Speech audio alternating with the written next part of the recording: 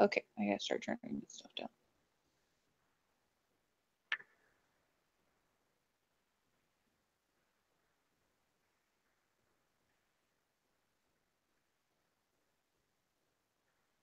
I'm going to share it to the Discord and they can join us.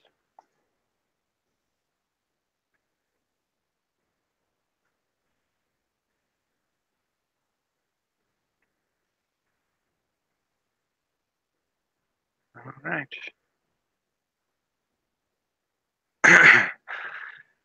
How's it going, Rickist?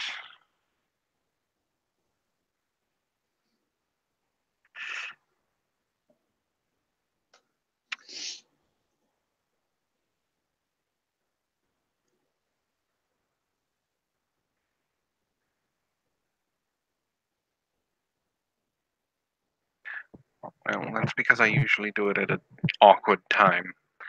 So Gwen is here. We are. Hello, hello. Maybe I may have to go into a different room because the echo is pretty bad. Did you want me to move, or did you want to move? Yeah.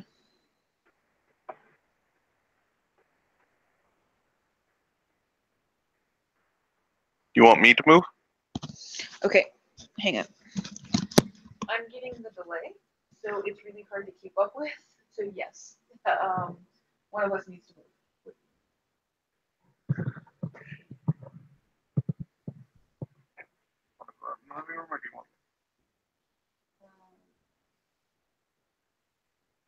That's because you're already set up. I don't know what I'm on.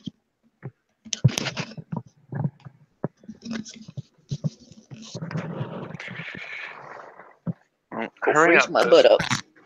There's 10 people waiting on you. Okay. God. Where?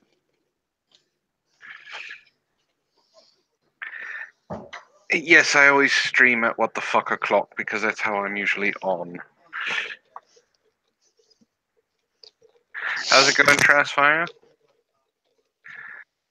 And how's it going, Unwanted? She didn't want to play games, so we decided she didn't want to stream games. But she was like, if you want to do a random stream, we can do that too. All right, so we're just hanging out here.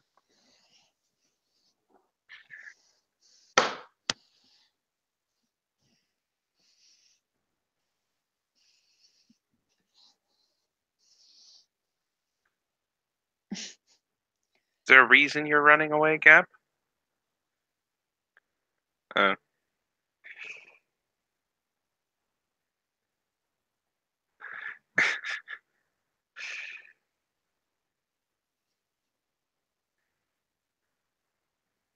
So, is there anything you guys wanted to talk about while we're just hanging out? I mean, it's not necessarily anything important.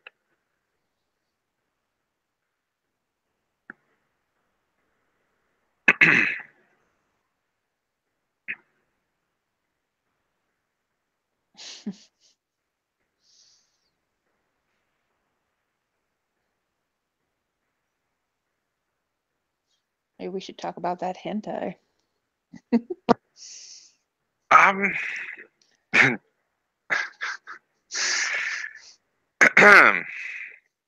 Yes, well, Darkside Molyneux actually drew that up today, so I have to give him credit about that.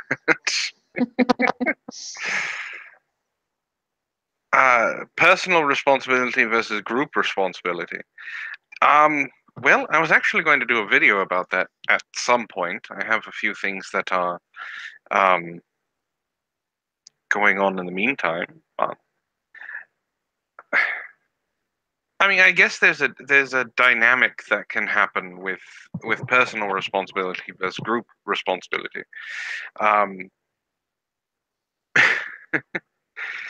So, all right, let's take two groups, and one of them is in here. So let's take the Proper Villains as a group, and the Knights of the Round Table as a group.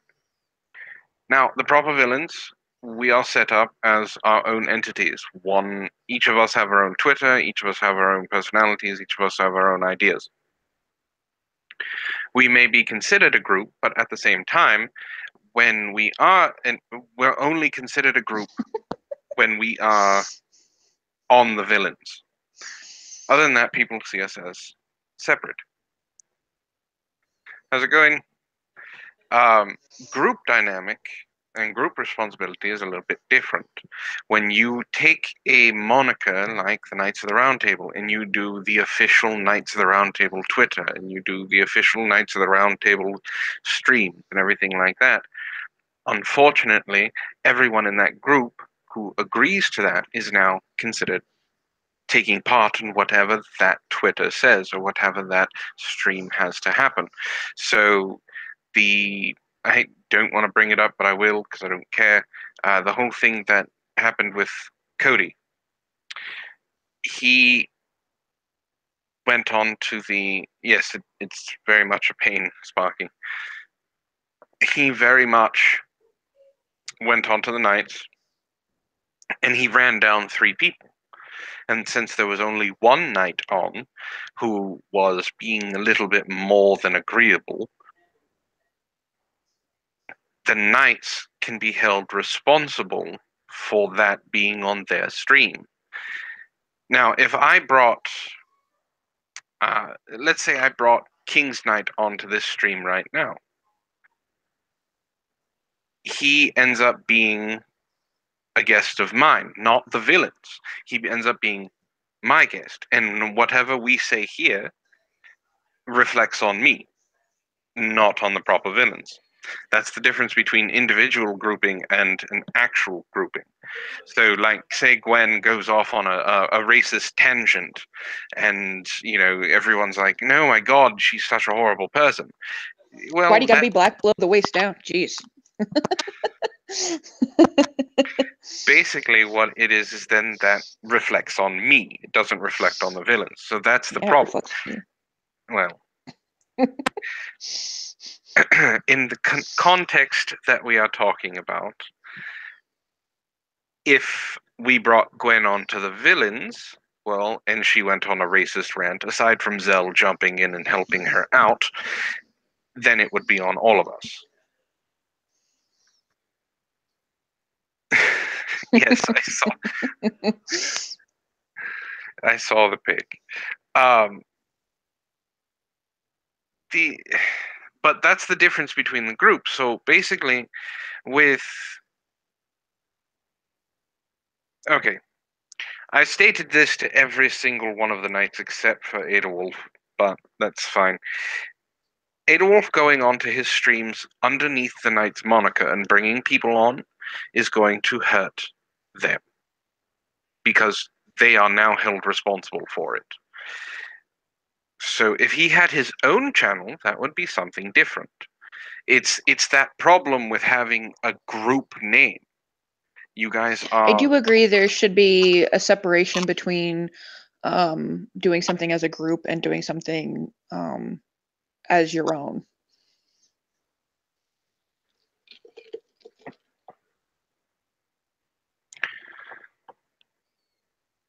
But if I start referencing the improper heroes and saying that I'm their leader and speak on their behalf, then I represent the group.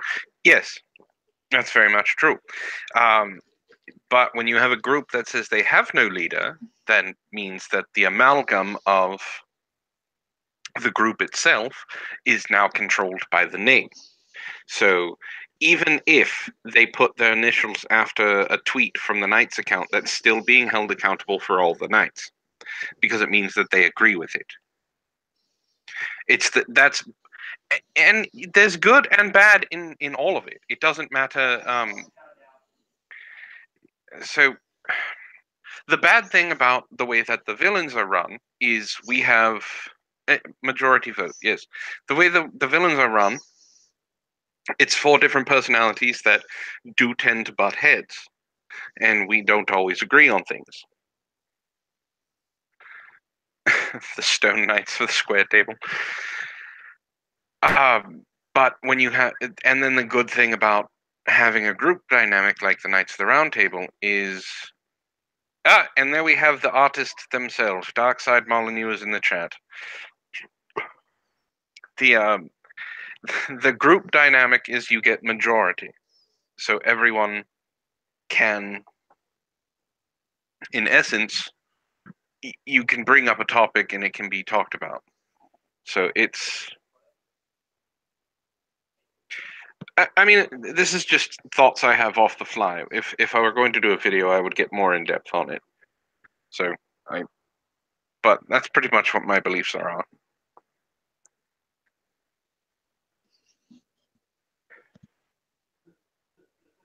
I guess. Why would... Tell her to come on and annoy me? Don't start that. You know he will. Well, okay. Since we're here just hanging out, is there any questions you have for Gwen? Besides what the size of his dick is. Well, Gabe is in the chat, so...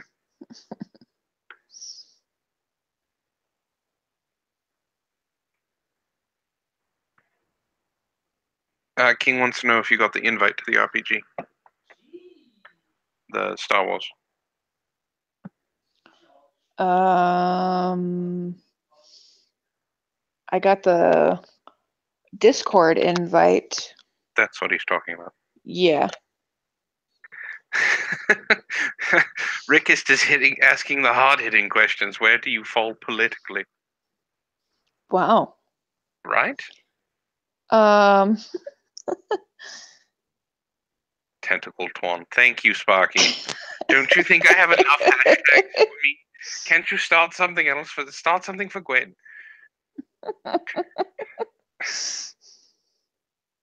The girth. Well, you have to answer the political question first. I guess I'm left leaning.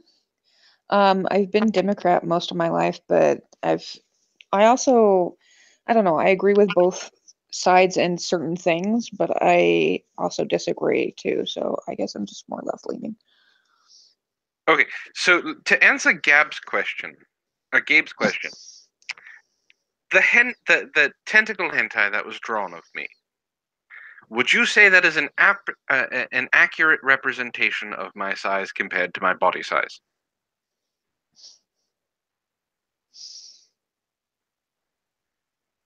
Are you asking me? Yes. Oh yeah, for sure. There, you have your answer. And I wasn't lying about my comment on Twitter either. Hashtag Black Mamba Gwen and hashtag Drunk Gwen is fun Gwen. Well, she's not drunk tonight. Although I kind of do want to drink after the week I've had.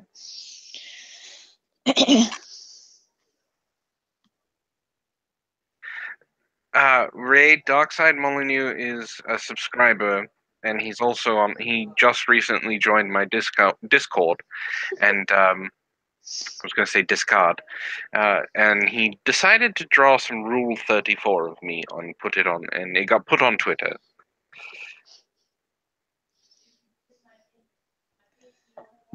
Who else could confirm his proportions? I can confirm them for you if you want. To answer your question of who else would he be asking, I'm sorry, I'm tired. I've had a really long week, and I haven't gotten any during that period.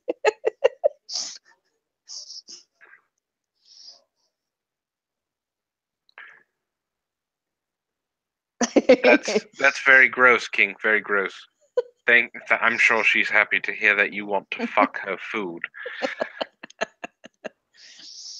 Well, I got told by Buzz why wasn't boobies involved, and I should start posting pictures with my food and boobies. Wait, Rickus, you got banned from Twitter again? What did you get banned for this time?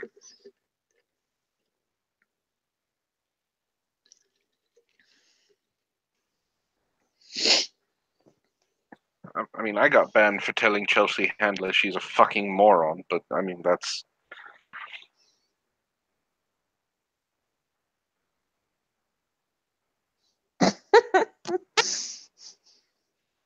Imaginary racism? Oh, wonderful.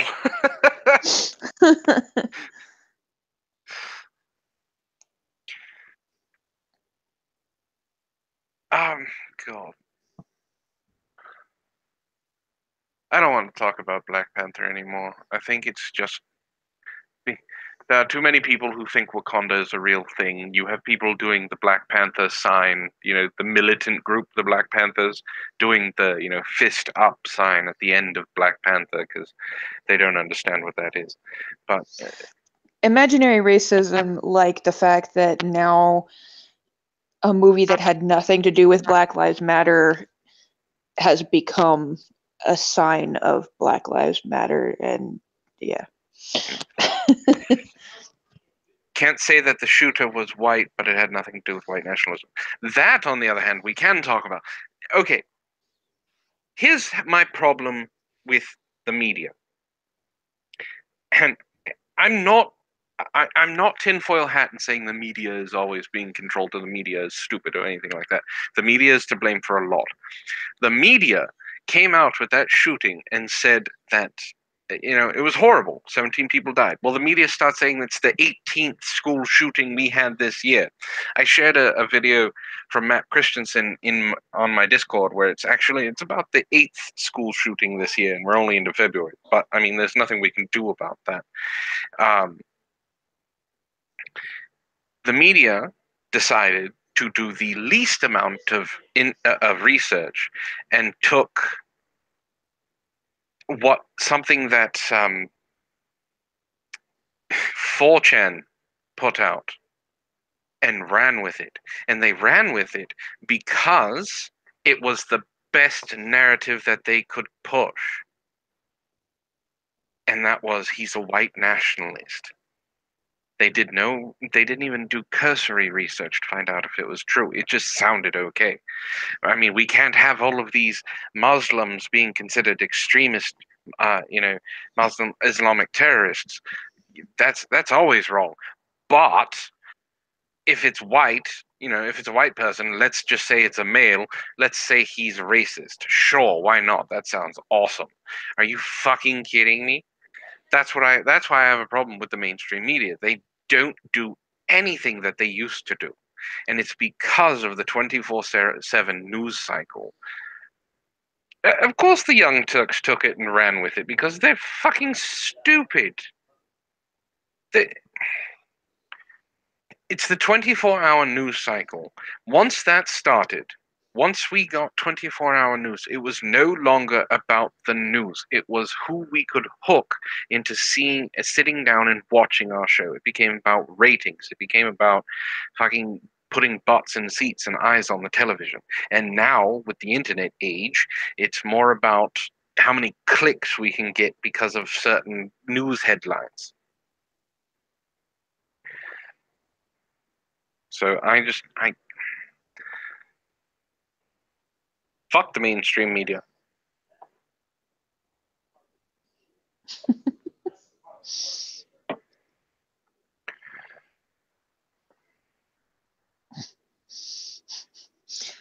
Well, we're just here to have fun.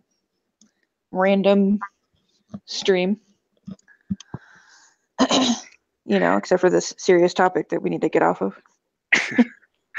How's it going, Gnostic? It's 11:30. Normally we would be streaming Overwatch or something like that. So Gwen didn't want to play Overwatch. She decided she wanted to just jump on. Yeah, I was like, why not? I've had a really long, tiring week at work, so I didn't really want to play a game, but I didn't mind chatting it up, so. How's it going, Christian?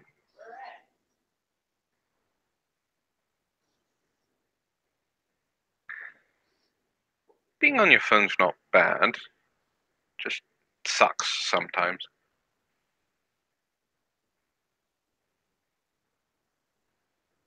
Well, I do all this from my tablet, so. Wait, It sounds watching cosplayers take off their clothes sounds interesting, but after 2 years, you just want to get some boys in a pool and take pictures. I'm sorry, your job is boring. You get to take pictures of women taking off their clothes, and you're going to complain.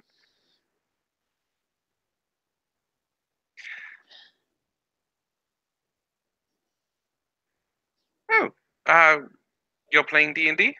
What are you playing, Gnostic? What character? Yes, race, class, and background. You don't just say you just got back from a D&D session and not drop what you're doing. Yeah, that was really vague. You need to tell us more.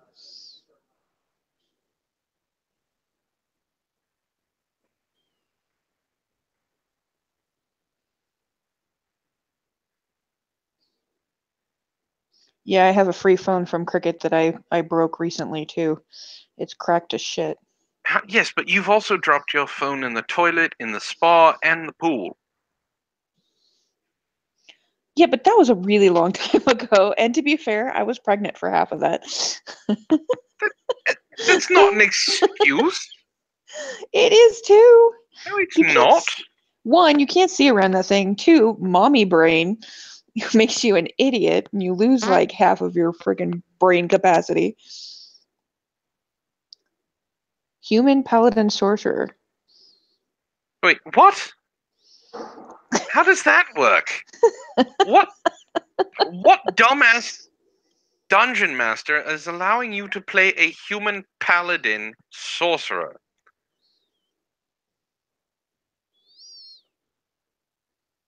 And wait. So you're playing a tiefling warrior, Hellspawn, level 4. I don't think Okay. I've ever encountered that.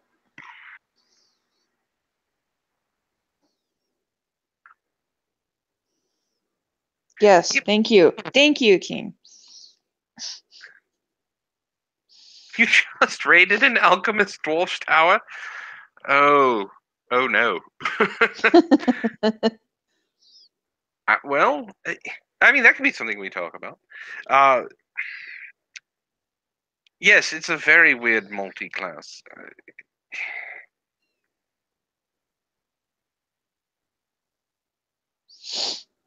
Pathfinder?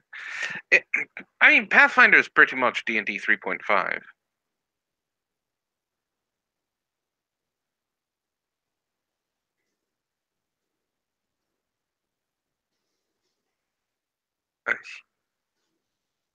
A what? Sparky, you're playing a Hinoki Fox? What the fuck is a Hinoki Fox?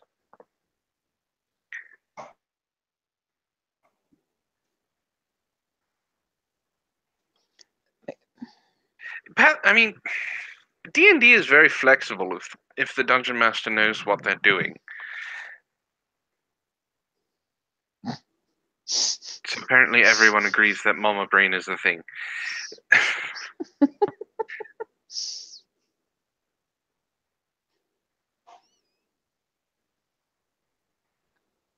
I don't remember that. What? The The Oriental Fox? Adventure race. Yeah. Well, we have it. We just have never played it.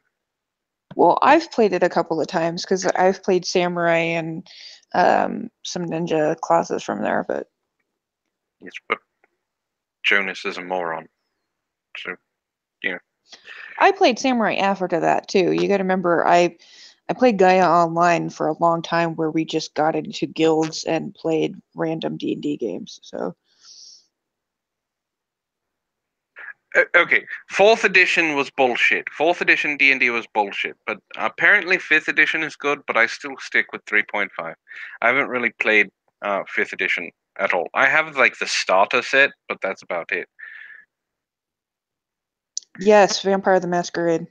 I've played more than my fair share, and I stopped reading Drizzt after the Two Swords, the big army where um, Wolfgar's wife died because she was a moron.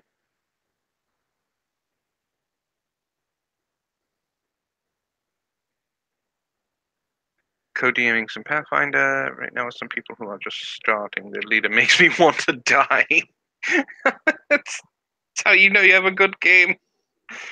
Oh, Gnostic, don't talk about Thaco. I've had to deal with Thaco too. So, fuck off. Fuck off. Fuck that stupid. Well, going back to Vampires Masquerade, do we want to tell them how Coldspire and Gwenspire came about? If you want to tell the story, go ahead. Do they want to hear the story? Do you want to hear the story? All right, put a 1 in the chat if you want to hear the story about Cole and Gwenspire. You're about to watch it light up with ones. See you later, Trashfire. All right, see you later.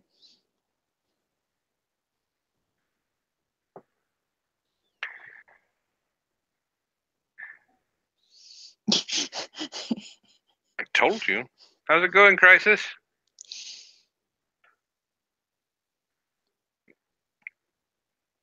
Yes, I've read the Dritz books. So, Okay. I think I think King really wants to know the story. Apparently, he's the primary vote of the group. Apparently, so we started out online before we even met. Really, it was like our second campaign that we had been in together. There's still a lot going on.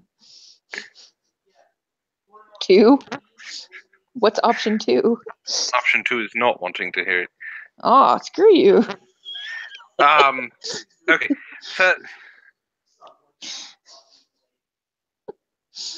The name is Dritzt, you fuckhead.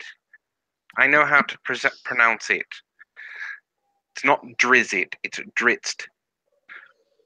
Now, let me explain something about Cole. He was my very first D&D character, very first vampire character. He started off as a Brujah, and he grew from there. And yes, I do. And the reason I fell in love with vampire is basically because of my storyteller. I did the LARPing one first, where you played paper, rock, scissors instead of rolled dice, which was really fun.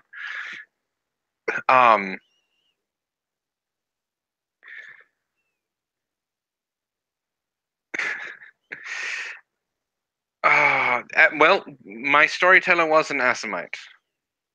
Yes, Gab, I do. Anyway, so I started from there, and I got permission. I went through all of the storytelling stuff. I joined the monthly club and paid my dues and things like that, so I got access to everything, and I ended up becoming a storyteller. What? Yes, I'm certain, Gab. Shut up. What the fuck is that? Did you fall asleep on your keyboard?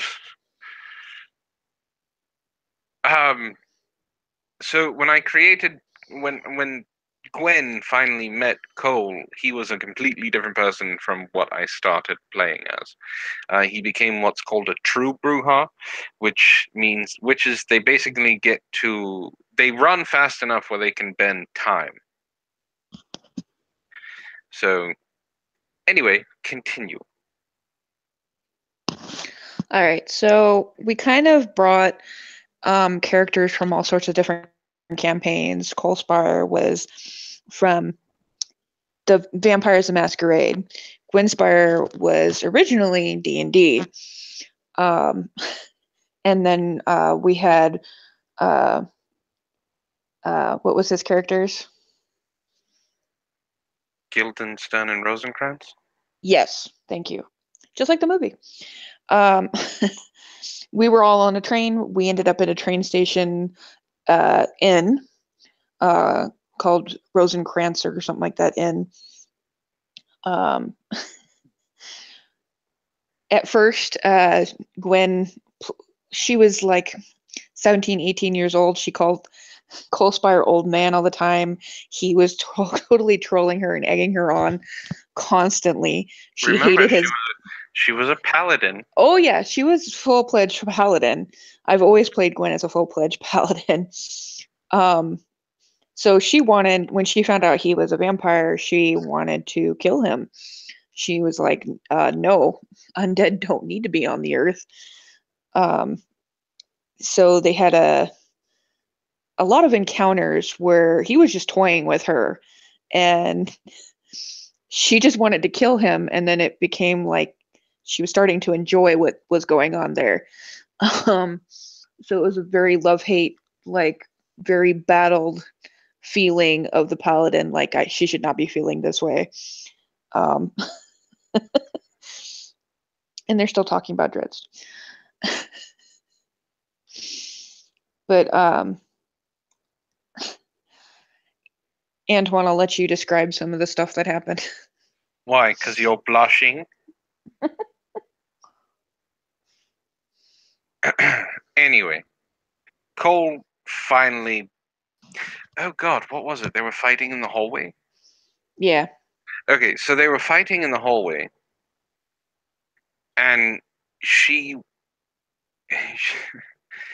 decided she was going to attack him with 2 silver swords, and he grabbed one of the swords from her hand and like pinned her to the wall with the sword, like through her shoulder, and left her hanging there for for I think the entire day. I think, and came back and healed her, and then they pretty much kept arguing because she was pissed that she basically got crucified into a wall.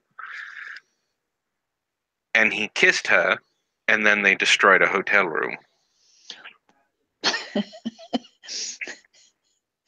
It wasn't just destroyed a hotel room, it was like throwing each other violently across the room while making love. Yes, and stabbed her with a flesh sword. Yeah.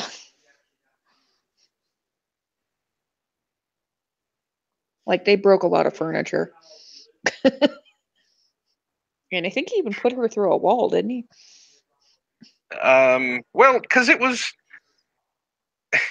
because it was fighting at first and then sex. Because she was pissed that he. It was very violent. Wall. But yeah, it was like but sexy. He threw her armor through a wall. It was pretty much just they destroyed everything. Is it a masterwork? well, I don't know about Antwon, but maybe Cole Spire, the character. No, that's not how Antwon fell for Gwen. That's how Gwen fell for Antwon. Well, one of the others was a different role play that happened before this. Too lewd for TV. Yes, very much so. It would slap blood. Destroyed a block with an orgasm. It's not. Yes.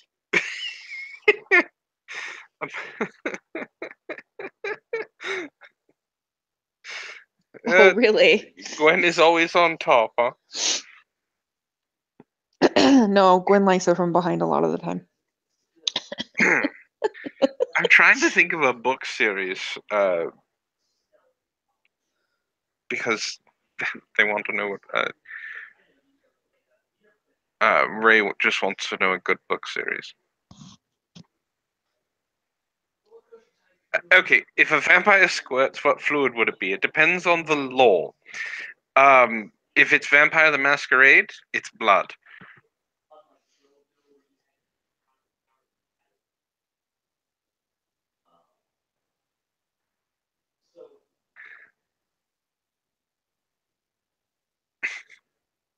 Keep it up, Gabe. I'll keep putting you in fucking timeout.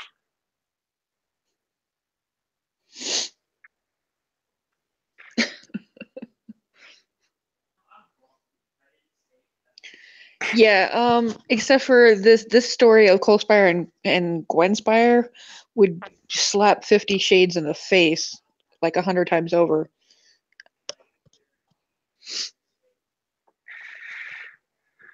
So I told you what's happening, right? And no, not anal. So, Unwanted Reaper is going to be donating some money to me, and it's under the agreement that I purchase 50 Shades of Grey and I read it. Yeah.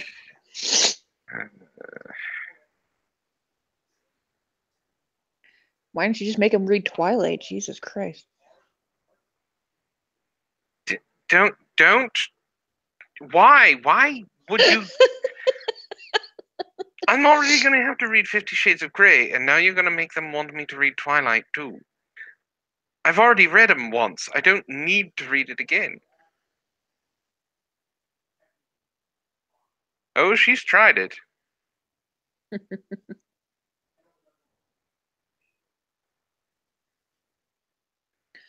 Well, there's this very in-depth story that I'll try to sum up.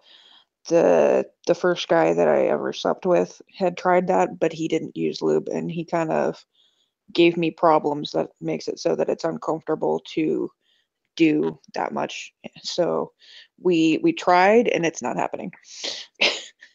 Sum up. That's I'm done.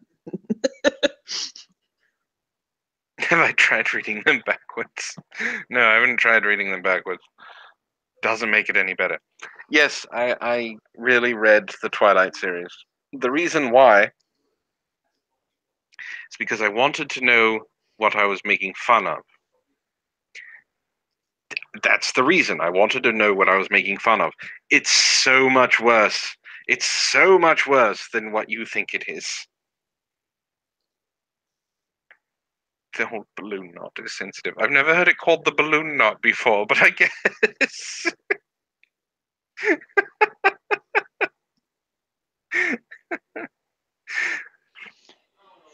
Yes, Nugstick. I agree.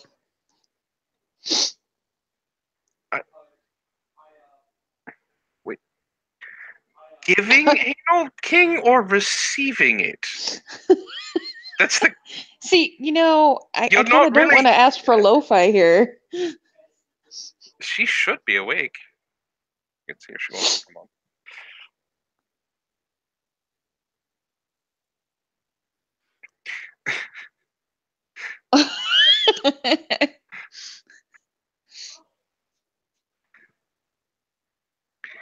Ray, if it's any consolation, reading the series was torture. You can ask Gwen. After each chapter that shit started happening, I was like, why don't they just fucking talk to each other? What is all this angst? Why is there so much fucking angst in these goddamn books? To reply to Spurky, I kind of like Vampire Diaries. It is better than Twilight, but it's along the same lines. Antwon made fun of me for watching it.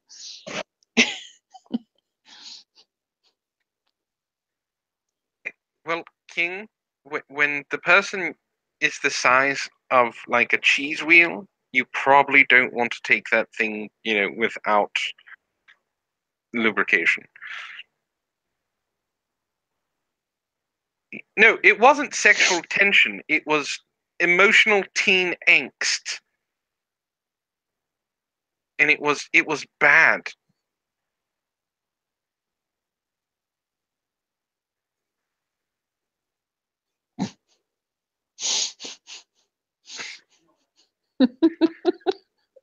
Vampire Diaries is stupid.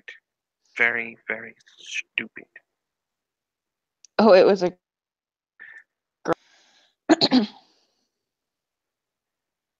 the kind that likes to deal it as much as she likes to receive it. Well, I've been in one of those relationships. It sounds like the one from Canada. Yes.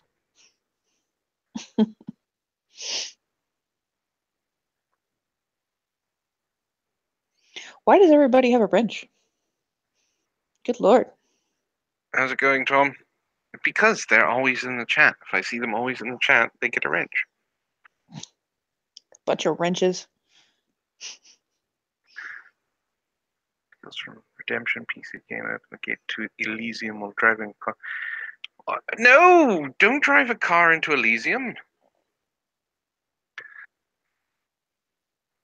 Um, You know, that's actually a good mention, Christian, because I haven't actually tried that yet. Maybe I should tell him he should use his accent.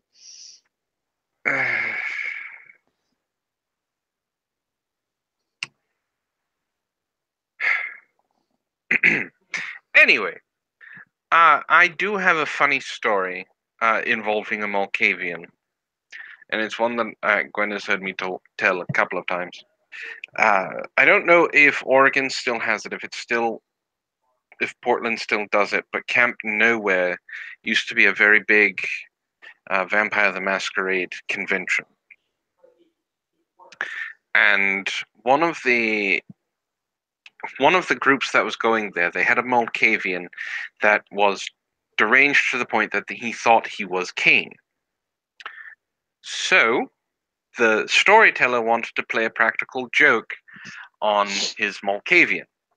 So he actually contacted one of the highest storytellers at at one of the head storytellers at Camp Nowhere, and asked permission to for stats for Cain. And the storyteller said, "You can use Cain. He has no stats." He goes, "Well, I need something to write down." No, you don't understand.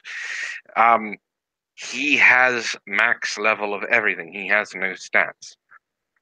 So this Malkavian is sitting at a bar, just trying to convince someone that he's Cain. They're playing in character the whole thing. Cain sits down next to him and starts talking to him. And then goes, "I heard you think you're me."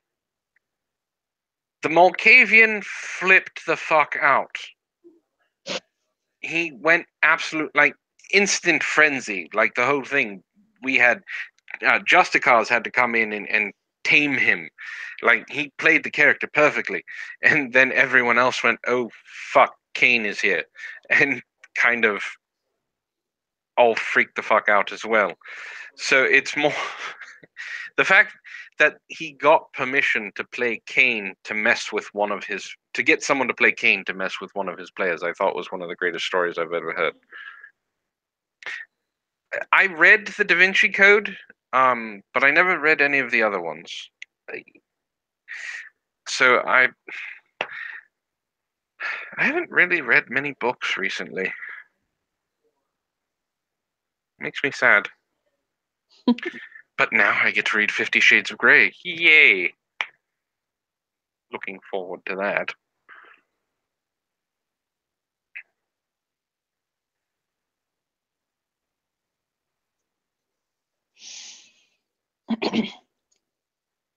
No, I don't want to see the naked bicycle marathons.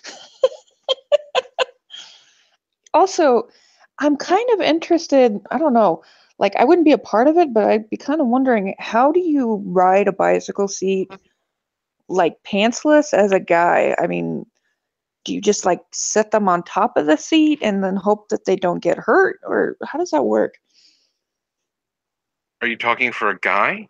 Yeah, They just. Yeah, that'd be awfully awkward. it's very awkward, but it's just like riding a bike with pants on. They're just there.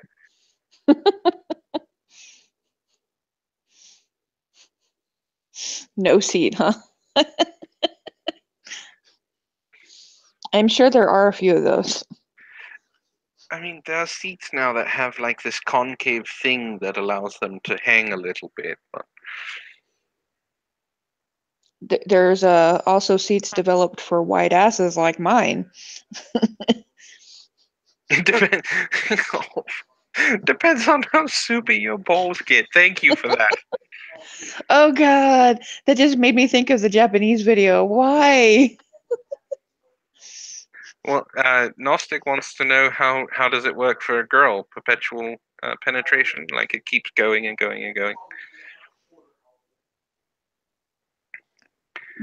I would have a seat on, and the seat would not be big enough to enter. So ultimately, I'd just be pressed against it. I don't know if that helps.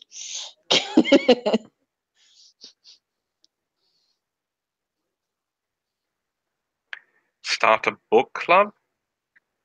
I don't know about that.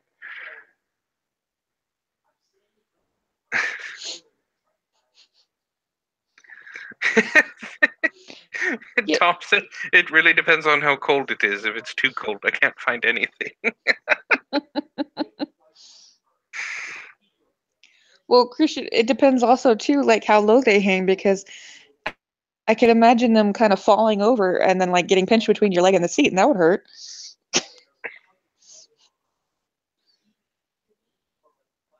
I don't think they recede, but Wait. We had a LARP group years ago, and there was this sheriff named Priest, because of course he was. He was so old and had so much stored willpower, he could be dropped from orbit fighting a demon and crash down. No torpor. That's fucking impressive.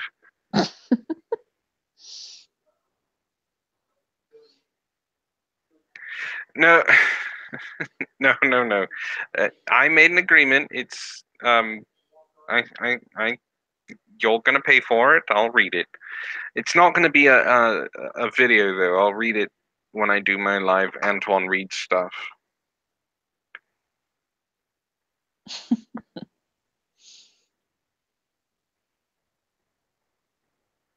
Well, I mean, I'm reading War of the Worlds right now, and I've never read it before, so it's. Rickist, I just read your comment, and I can't now. I have. Oh God. bleh. Yes. So I've never read War of the Worlds before, and it's actually it's very cerebral. Like it's nowhere near the garbage movie that Tom Cruise did, but it's pretty good. So I'll be finishing that. Then after I finish reading that, I'm gonna do The Raven, which I have read, and then I don't know anything after that.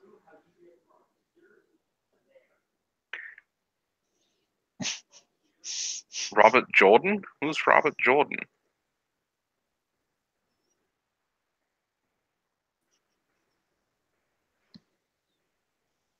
Ongoing penetration sounds like the IRS.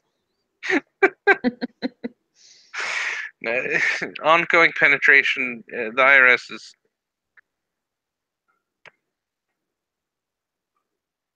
I've never read Wheel of Time. I know.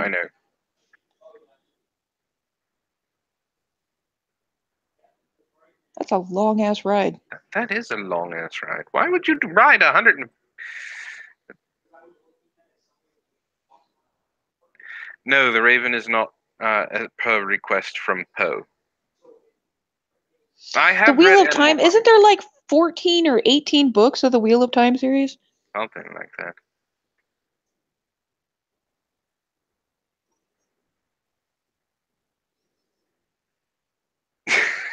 Thank you, Gnostic.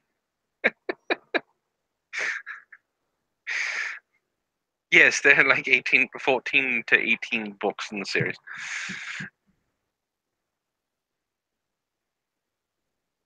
I mean, after The Raven, I'm gonna put up a poll on Twitter again, and you guys can suggest books or anything you want me to read after that. Don't make him read that, Gnostic, please. That's way too much.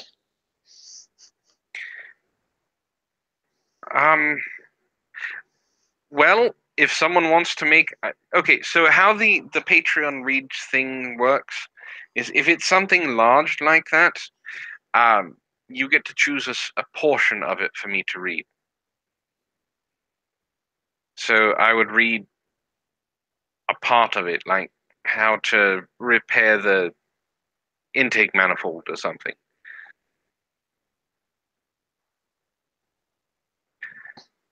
I'm not reading War and Peace.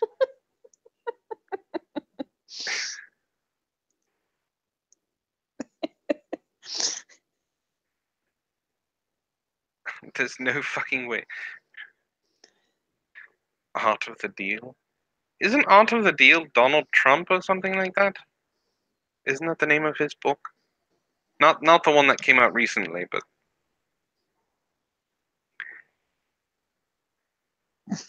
I'm not reading War and Peace.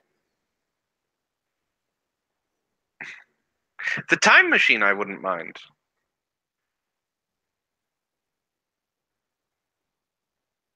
The Communist Manifesto I think is pretty short too. What are your suggestions for upgrades, King?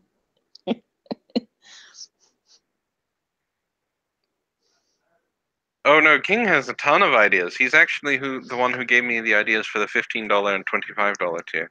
Oh, okay.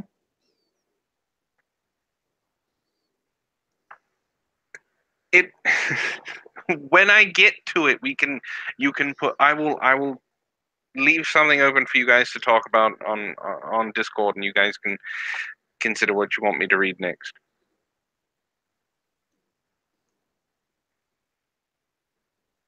How much do you have to pay to get me to read the world's shortest sci-fi story? Thank you, Unwanted Reaper. Like right now, how short are we talking?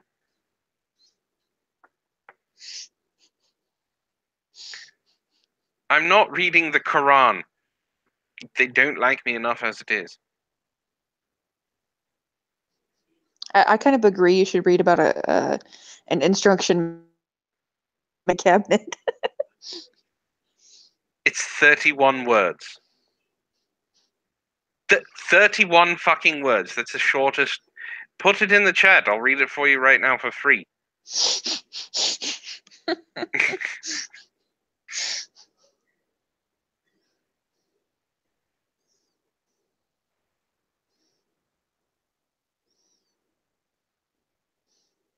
Oh, ha ha, Tom. Ha ha. No, it's not restricted to fiction.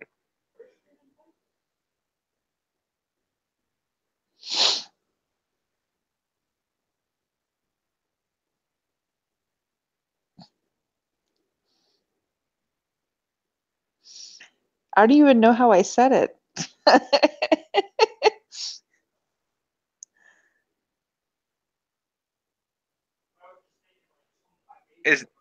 Is that it? That's fuck. The last man on earth sat alone in a room. There was a knock on the door. It's creepy.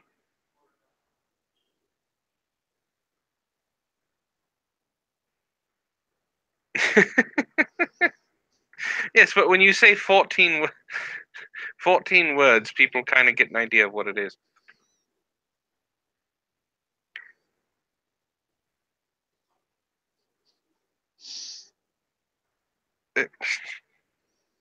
C++ programming guide. See, that's why I have it as a $10 tier. You're going to have to fork over $10 to make me read weird things. Like a C++ programming guide, or how to repair an engine on a Peterbilt.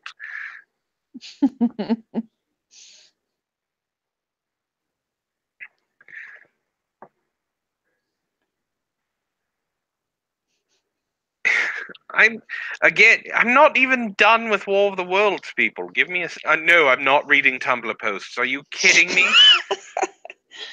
I deal with stupidity as it is. You want me to actually lose my mind? No, no Reaper, not strawberry. Go with cherry. Pretend it's a bomb pop.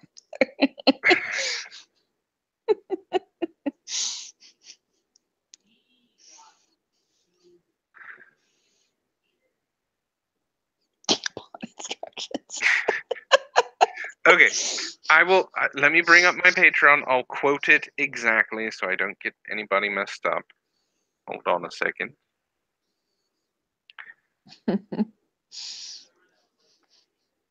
I will even put the link in the chat. Oh no. Oops. I can't necessarily become a patron to myself now, can I?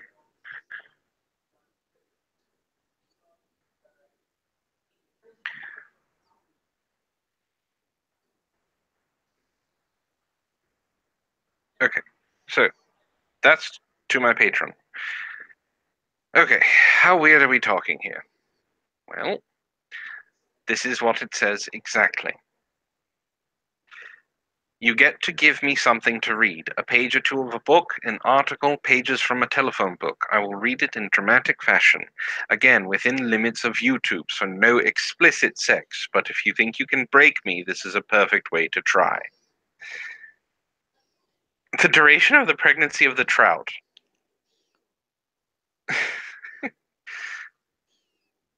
If I do a commentary on a sex ed video, don't you think it's going to have the exact opposite effect? It's going to make them want to have sex.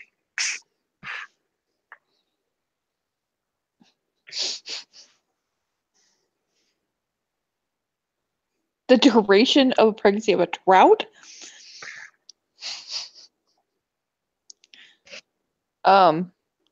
It's not. Actually, I don't know if I could read Lolita. I mean, it'll probably be demonetized. It'll piss someone off. I'm trying to remember if it's got any explicit sex in it.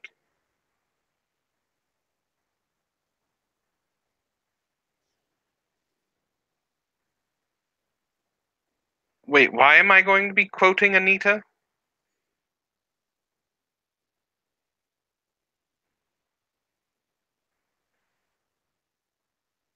Read the Google memo.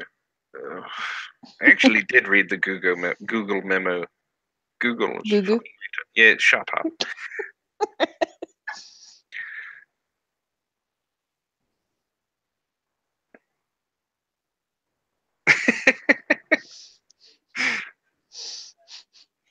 Oh, you're gonna make me read you're gonna make me read a feminist frequency episode? You're evil. A Tumblr version of the Quran.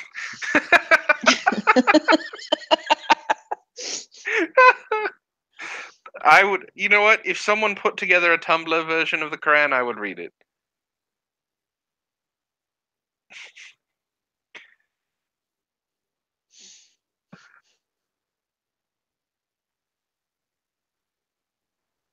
Oh God.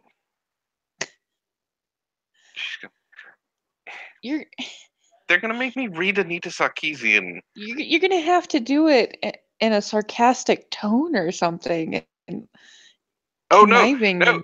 I'll do it. I'll even put effort behind it and I don't know how you could take that shit seriously though. Just remember, everything is sexist, everything is racist, and you have to point it all out. It's gonna be like you're promoting it though. That's so dirty. You want me to read the gummy bear reviews on Amazon? The Haribo? I'll read some right now. I remember reading them a while ago. They're hilarious.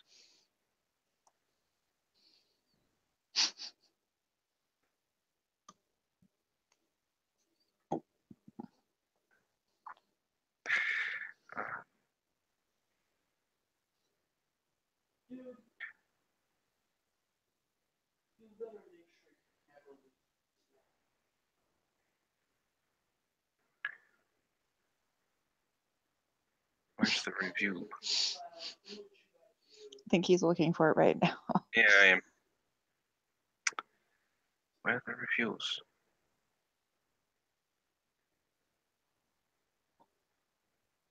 There's questions. Oh, here we go. Oh God, this is a long one. I'm not going to read that one.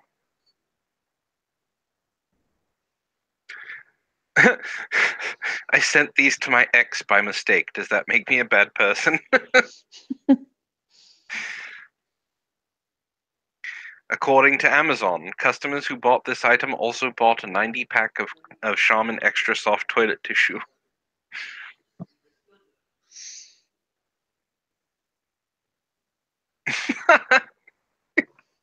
I ate a nickel when I was 2, but I found it shortly after eating this bag.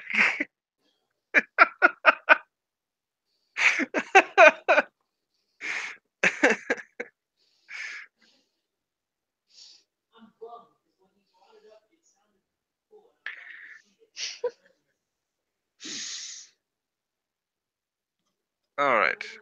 This one doesn't look too long.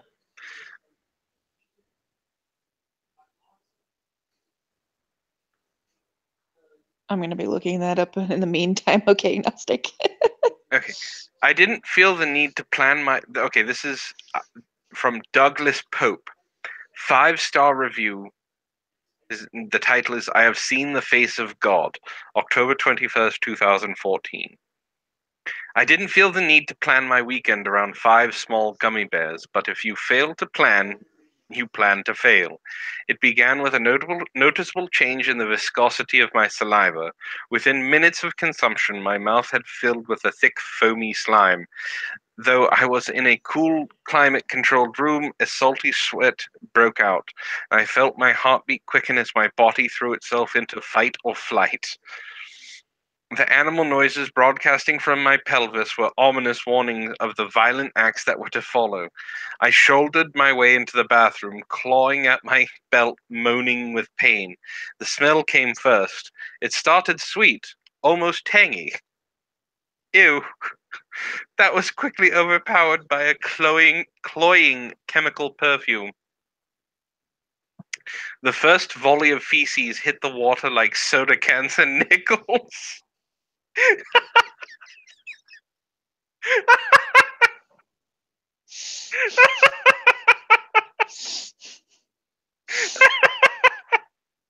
Oh, that's great.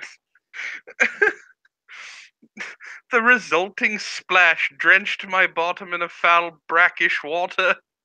But this was quickly becoming the least of my worries.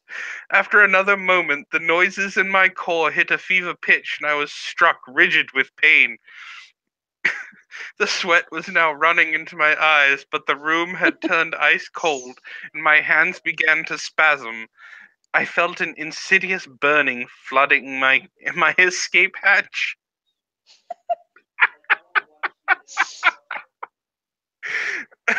I gasped. Hot yellow poison began spraying from my rear, changing in pitch and echo as the stream of diarrhea whipped around the toilet bowl, creating a nightmarish Doppler effect that can only be appreciated in hindsight. My,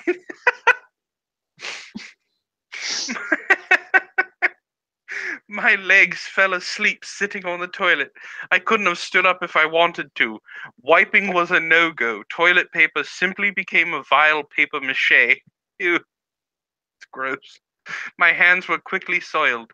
A full-blown shower was needed, and all of my towels had to be burnt. So happy with my purchase. Would recommend to friends and definitely buying again.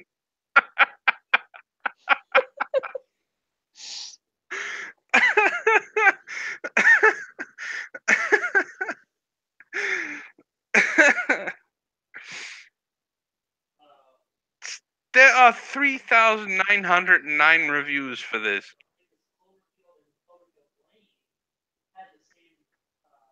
Oh, God. Oh, okay, so that's the long one.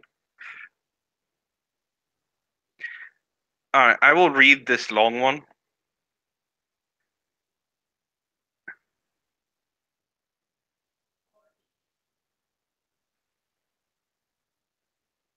Hold on, I gotta move the chat. I think this is the original comment that everyone read about. Excuse me. Okay. 3 stars, A Little Chewy, by Kyle Kennedy on July 18th, 2016. I'm not reading a cum cookbook. No, thank you. Allow me to weave a tale for you. A tale of heartache, loss, embarrassment, shame, and of course, public expulsion of the slippery black liquid that must surely be the blood of Satan. That's the first line. This is only going to get worse. My daughter is 5. She is the light of my life and the most beautiful thing I've ever seen. She loves ballet. She falls asleep during every performance we take her to, but she loves it all the same. So when it came to that special time of year for her winter ballet concert, I was the proudest man in the whole theater. As is customary at venues such as these, there was a lovely little bake sale set up in the entryway, which housed all manner of decadent confections and baked treats that both stirred my hunger and saddened it at all the same time. You see, I am not a small man, and with recent visit to the doctors had proven distressing. Healthier steps had to be taken to ensure that one day I would have the tearful honor of giving my daughter away at her wedding. So, of course, I took those steps seriously. Yet, with my doctor's advice still ringing in my ears, I could not help but sneak over to the table while my wife's back was turned and peruse the assortment. Then, through the haze of custard-filled cupcakes, mouth-watering brownies, and tutu-shaped sugar cookies, I saw them, a gleaming light at the end of a sweets-filled tunnel, my salvation in the sea of sugar. If I only knew, if I only could have known. Lovingly wrapped in individual-sized, handmade plastic baggies and tied with a delicate siphon ribbon, I lay my salvation atop the mountains of delectable morsels. Gummy bears are not generally my thing, but after 2 weeks of strict dieting and bearing the word sugar-free emblazoned across the front, they might as well have been ambrosia from the gods themselves. The adorable little girl behind the plastic folding table leapt at my approach. She was younger than my daughter and wore a bright pink outfit of a ballerina with pride. She tugged on her mother's arm and pointed to me with a huge smile, wrapping from ear to ear. The mother welcomed me and asked what I'd like. I could hardly contain myself as I exclaimed, packages of gummy bears, please. In my exuberance, I had drawn a little too much attention in the form of my wife. She came over like a whisper in a field and asked what I was getting. In my glee, I turned around with 3 packages tucked neatly into my arms, wearing a smile to match my new friends. My loving wife frowned and tried to pull the package from my grasp, found them to be cemented in place. She chuckled at me and gave me a look that made me marry her. You can have 1 bag now, then the rest you'll have to save for later. I kissed her as we readied ourselves for the performance of our daughter's career. Little did I know that she once again saved my life. I'm not done, I'm only halfway through. I merrily snacked on the little multicolored gems of pure pleasure as the concert got underway. The girls were charming and the scenes were festive. It was a perfect night, right up until the first rumble that alerted me to the possibility of danger. It started off quiet and subtle, much like the performance, but soon it grew to a crescendo. As I shifted my weight in the hard plastic seats, I knew I was in trouble the moment I touched my brow. Beads of warning sweat had started to form, though soon the trickle would give way to a deluge. I loosened my special Christmas tie and dabbed at my face with my sleeve in an effort to remain for the most important night of my daughter's young life. My wife noticed my anguish and leaned over to ask me what was wrong. I tried to tell her, I really did, but the pain had become more than I could bear as a painful tide crashed upon my anus. Try as I might, the bears were fighting back, seemingly set on draining my body, in its entirety, of life-giving liquid. It was no good. I would have to try to make it to the restroom. I tried to excuse myself, but the effort of even shifting my shaking legs told my body it was too late. If I moved, it would be the end of me and all that I held dear. I sat in silent anguish, biting my lip and trying to focus my mind on anything other than the pulsating waves of torment aching to breach the confines of my intestines. The cheery holiday music sounded in stark juxtaposition to the symptoms of horrors growing inside of me. Then it happened. I thought it was nothing. It was just to relieve some pressure, I told myself. What started as an attempt to only allow gas to leave quickly turned into the levee shattering entirely. I gripped my wife's hand and looked with tearful eyes into hers, begging for forgiveness as the expulsion sloshed like Niagara Falls onto the theater floor. That's so gross. What? I saw. Okay. What is it exactly this is a review for, or what are we reading here? This is the review for Gummy Bears. Jesus Christ. I sobbed silently as the shame overtook me, and there was nothing else to do but expel the demon from my core. Oh my God, one woman cried as she was swept away in the torrent. She was never seen again. I begged all that was holy, any gods that were listening, to take pity on my wretched soul and deliver me from this hell. Yet none answered. There was only the flow. Ew. It gushed out of me despite the screams of the others in my row and those around them. I couldn't have stopped it if I tried, but God help me, I didn't. I couldn't. The the commingling of relief, searing pain, and shame sounded in my cries for mercy. I must have blacked out from the pain because when I came to, I was lying on my back in my own filth with two paramedics standing over me. They were obviously trying to suppress their gagging as they worked on me. I couldn't blame them. The stench was overwhelming, thick and oppressive like a sickly sweet blanket on a warm summer's eve. As they carted me out, I heard one of them screaming to a stagehand for a bucket. Apparently, I wasn't done just yet. I begged them. I begged them for my family, but they simply screamed. The next 2 days were a blur of IVs, doctors, and what I think was an African medicine man, though I was on some heavy duty painkillers. When I was finally released, I was mad. The shame was more than my fragile male ego could handle, and I wanted justice. Surely that mother had laced the gummies with some kind of laxative, like a sick, twisted joke. But after confronting the woman, she told me she had done nothing to the bears at all. Then she showed me the original package. A 5-pound bag of Haribo's sugar-free gummy bears, and right there on the label was a warning. It was one she had taken a little too lightly. I researched further and found the very same treats here. I pored over the reviews, each one worse than the last, until I finally could come to only one conclusion. The devil himself must laugh at we mortals, for we are his playthings. Also, they were a little too chewy.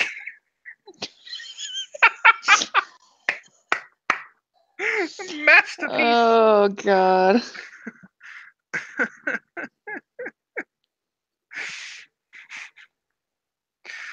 That was a review. That was just one review. There's more. There's a ton more reviews. Hell holds no surprises for me anymore. Oh God, this one's really long. I'm not going to read this one. Okay, that was the 5 one.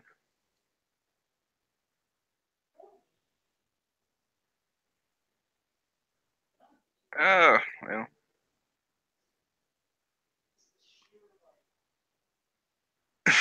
Ew. When you can't go, get these delicious candies. These gummy bears were not only delicious, but helped me poop with fruity smelling watery poops.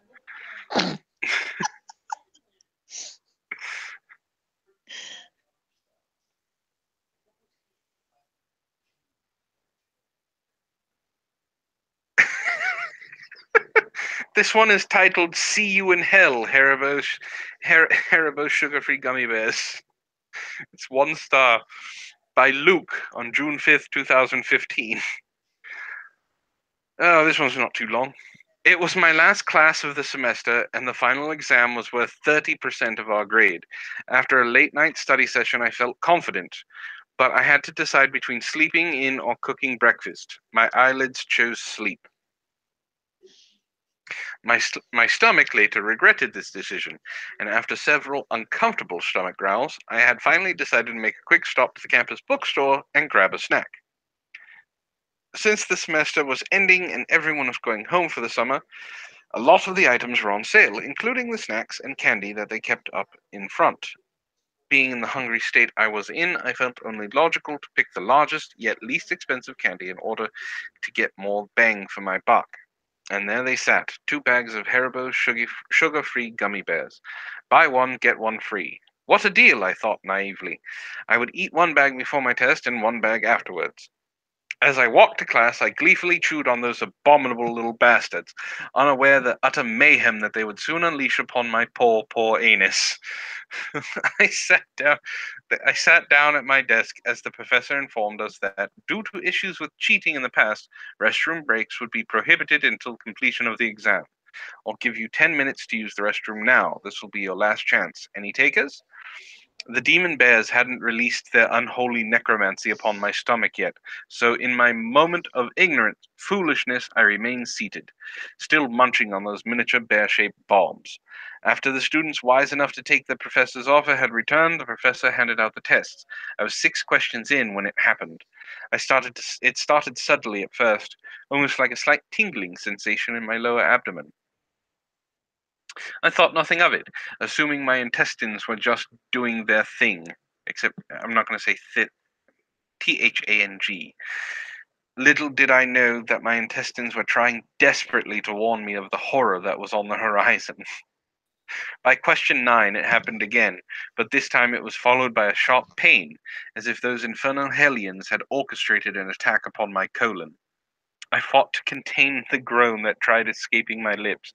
It was at this point I began to panic. Something was going horribly wrong, and I needed to get through this test before it got any worse. By question 14, my worst fear was upon me. The Satan bear's burning hot, liquidy dark magic crashed against my anal sphincter like a tidal wave. I was able to close the hatch just in time, but those relentless toxic bears beat against it like orcs breaking down the door to Helm's Deep. Just imagine Brockus doing this. I knew I wouldn't be able to do so much as shift in my seat without risking a breach. I kept fighting through my exam, clenching my cheeks with all my might. Beads of sweat began rolling down my neck. Suddenly, a loud, gurgling war cry came from my belly, and the entire class lifted their heads. At this point, nothing mattered except expelling this ungodly presence from my bowels. With 15 questions left, I promptly wrote C for every answer and then ran out the door. My professor yelled something, but I was too preoccupied with the volcanic eruption that needed to take place before I could find sweet relief. I burst into the restroom like the Kool-Aid man, and behold, the handicapped stall was empty. Sun rays from the adjacent window shone upon it, as if it were a gift from God himself. It took me less than 5 seconds to undo my belt buckle, pull down my pants, and finally relax my weary buttocks on the toilet seat. It took absolutely no effort to expel this demon. Almost immediately, the floodgates of hell were opened, and the damned, liquefied souls with an entire bag's worth of gummy bears cried as they burned through my sphincter and into the watery abyss below. I had never felt such I can speak simultaneous relief and anguish in my life. After 30 more minutes of this, I immediately went home and dug a hole in my backyard and burned the remaining bag of gummy bears. I'll leave with this. Do not, I repeat, do not eat these spawns of Satan. Not only did they cause me to fail my final test, but the anguish I experienced is something I wouldn't wish upon anyone, not even my worst enemy. The only place for these God-forsaken hell bears belong are buried deep below the Earth's surface.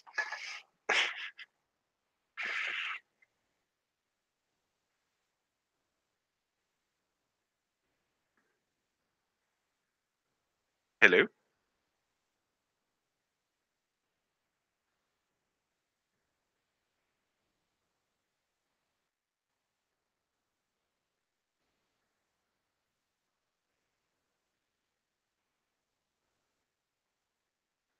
Apparently Gwen dropped out.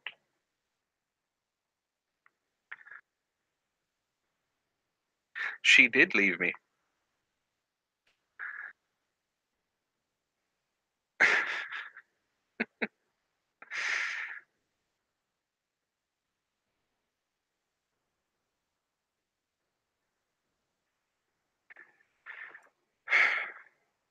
Like I said, there's 3,900 reviews of these things.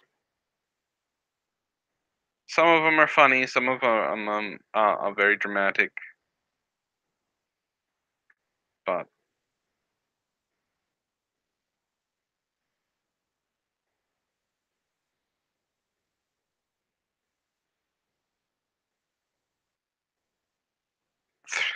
I think this is the most reviewed thing on Amazon, actually. It's got 391 pages.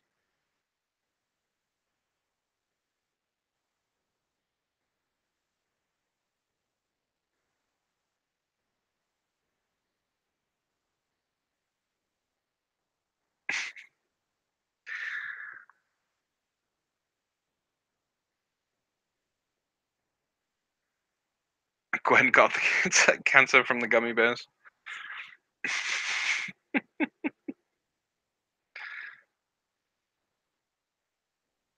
I don't know. She knows that she dropped out.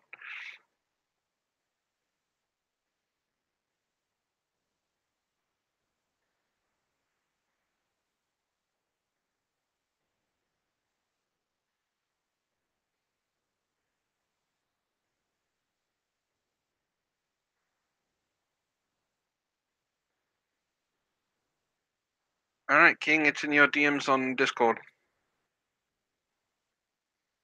You better be goddamn entertaining.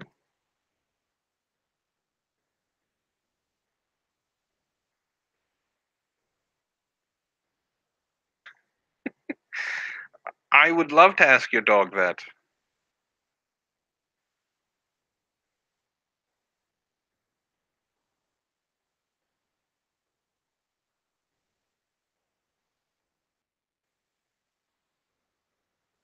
Okay.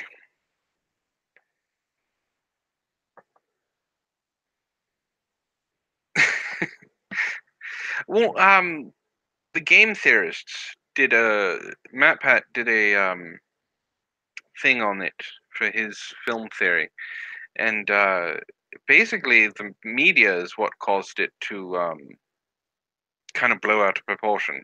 There wasn't many videos about it, and then suddenly the media caused this huge wave of Tide Pod things. You're muted, King. There we go. Welcome. I couldn't stop laughing when you started reading that. Well, there's 391 pages of reviews. It's ridiculous. And it's beautiful. I remember reading about them a long time ago, and I sat there and read a bunch of them and just laughed my ass off.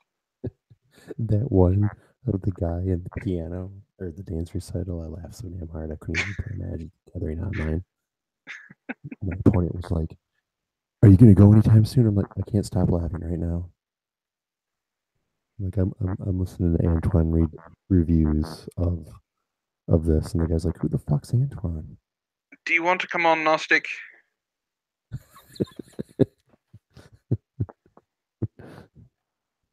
This might become 4chan light. It's already 4chan light. That could be a good thing, though. All right. You guys need to send him money. Send him a whole bunch of money. We can really go nasty on this shit. All right, Gnostic. It's in your DMs on Discord.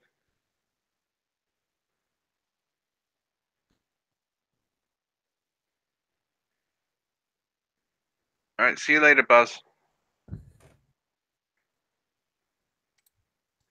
Take care, Buzz, man. You have a good night. He's everywhere. Did you know that Buzz is everywhere? Every single time I jump into a stream, Buzz is on the fucking stream. I don't understand. I think he's got like a sixth. He's like a spider sense of some sort, man. You're like, holy shit. I just started watching his videos. Buzz, they are really good. They are, and they're very creative. Oh yeah.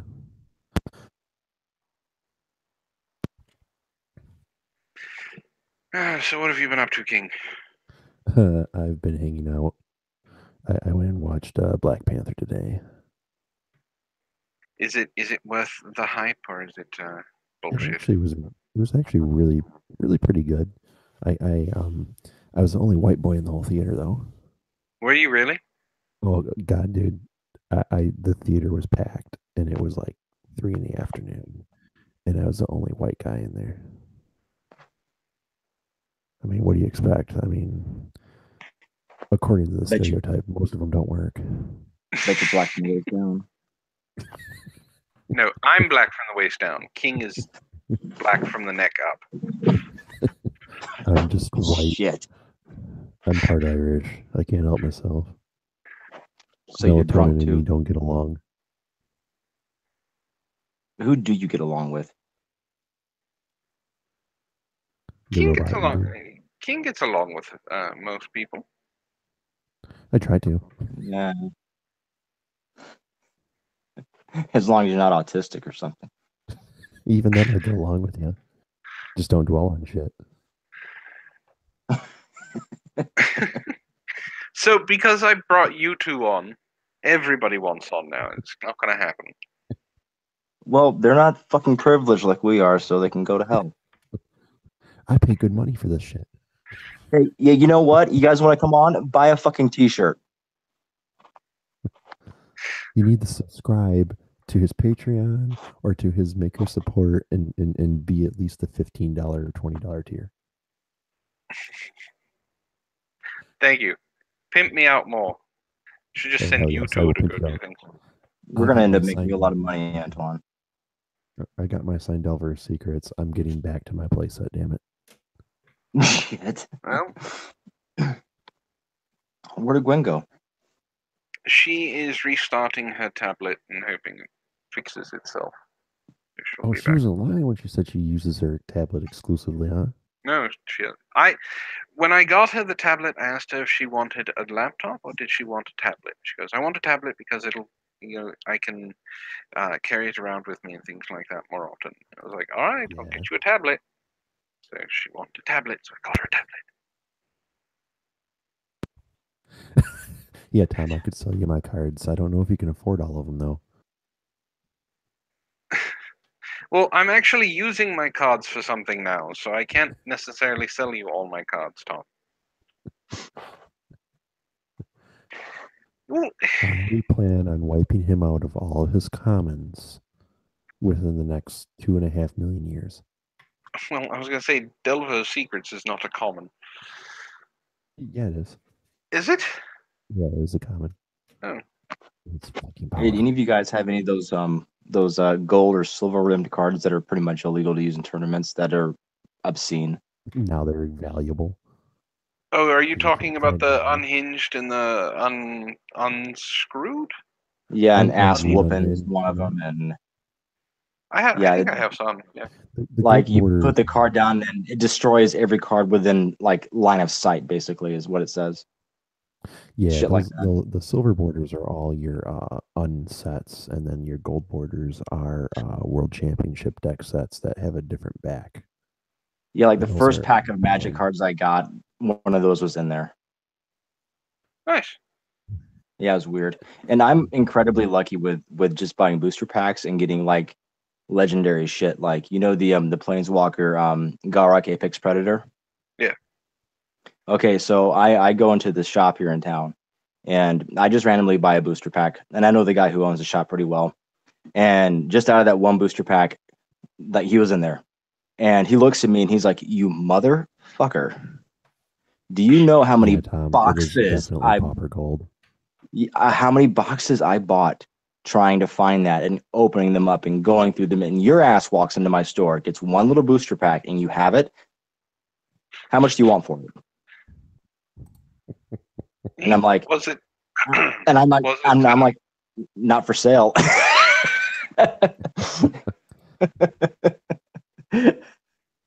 Sorry. Was it right when Innistrad came out, or was it something else? Was it after it had been played a little bit? Oh, it's after I'd been played a little bit, but not by much. It was like still a hot thing. I mean, and Yeah, it's a powerful card. I mean, it's super rare. Well, it's a mythic. So. Yeah. Oh yeah. And then like every time you put a token out there, it like has death touch. Like every single one you put out there. Yeah. And killing a planeswalker gets you points. It doesn't make you spend points. This year cute tutor link. Entertain Gwen for a second. I'll be right back. Hi, Gwen. Gwen, we're here to entertain you. Hey, what's up? I finally got back on here. I don't know what I can do to actually entertain you, other than get naked. You can just laugh hysterically. I was gonna say I don't know, unless you turn on your camera, I could maybe see you do a little dance or. I'll use my bedroom voice. It's my wife. I can't dance. I will believe her. She's a dance teacher. Oh, really? Oh yeah, she teaches. So she teaches did you look for? Oh yeah, Gwen, did you see any of those reviews I told you about? No, I was trying to look and I couldn't find them. Okay, they're there. Okay, so there's a backstory. Okay, so what happened, and this is like oh so Mormon, but there was a stake, like a student stake, like a BYU stake in Utah, and the stake president came around asking members in the congregation to go to Amazon and leave like a 5-star review for the Book of Mormon and say something nice about it. Well, it backfired. I forgot you guys were both Mormon. Define Mormon. I mean, it's complicated, but so what people they went on there and they started saying shit like, it tells a remarkable history. In fact, almost too good to be true, with biodegradable weapons that are nowhere to be found.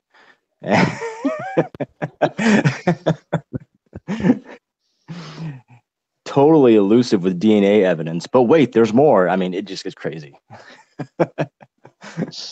Because the reality is in those congregations, you have all kinds of non-believers that are just there to stay in the tribe. And Wow. the cost is too high to leave. So. Christian, that is awesome. I love your uncube. You see, I can't see the stream right now because I had to get on my phone and it's a beautiful thing. Yeah, I bet it even is. has like the original stuff in it, and it looks wonderful. But I'm not seeing. I just found my way back to the chat. Oh, you do have a booster tutor in there. That's sexy. That's like a mandatory. That's like a mandatory card for most cubes. Everyone wants to put that in there because it's just a fun card to play with, even in the regular cubes.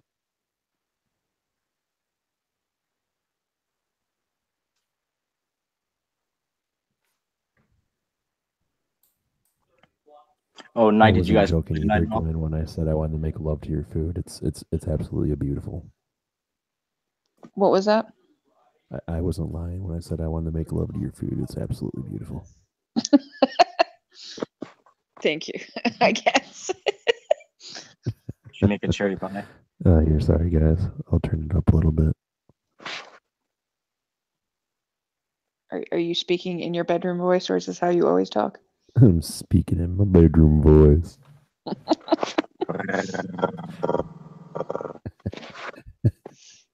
My wife and kids are all sleeping right above me on the stairs above me. Oh, okay. Mine are asleep too, but they sleep like the dead. So I really don't care. Reaper said, "Stop sucking your mic." Hey, who's he talking to? Sucking action, man. I'm one of the best. Fellatio with the mic instead.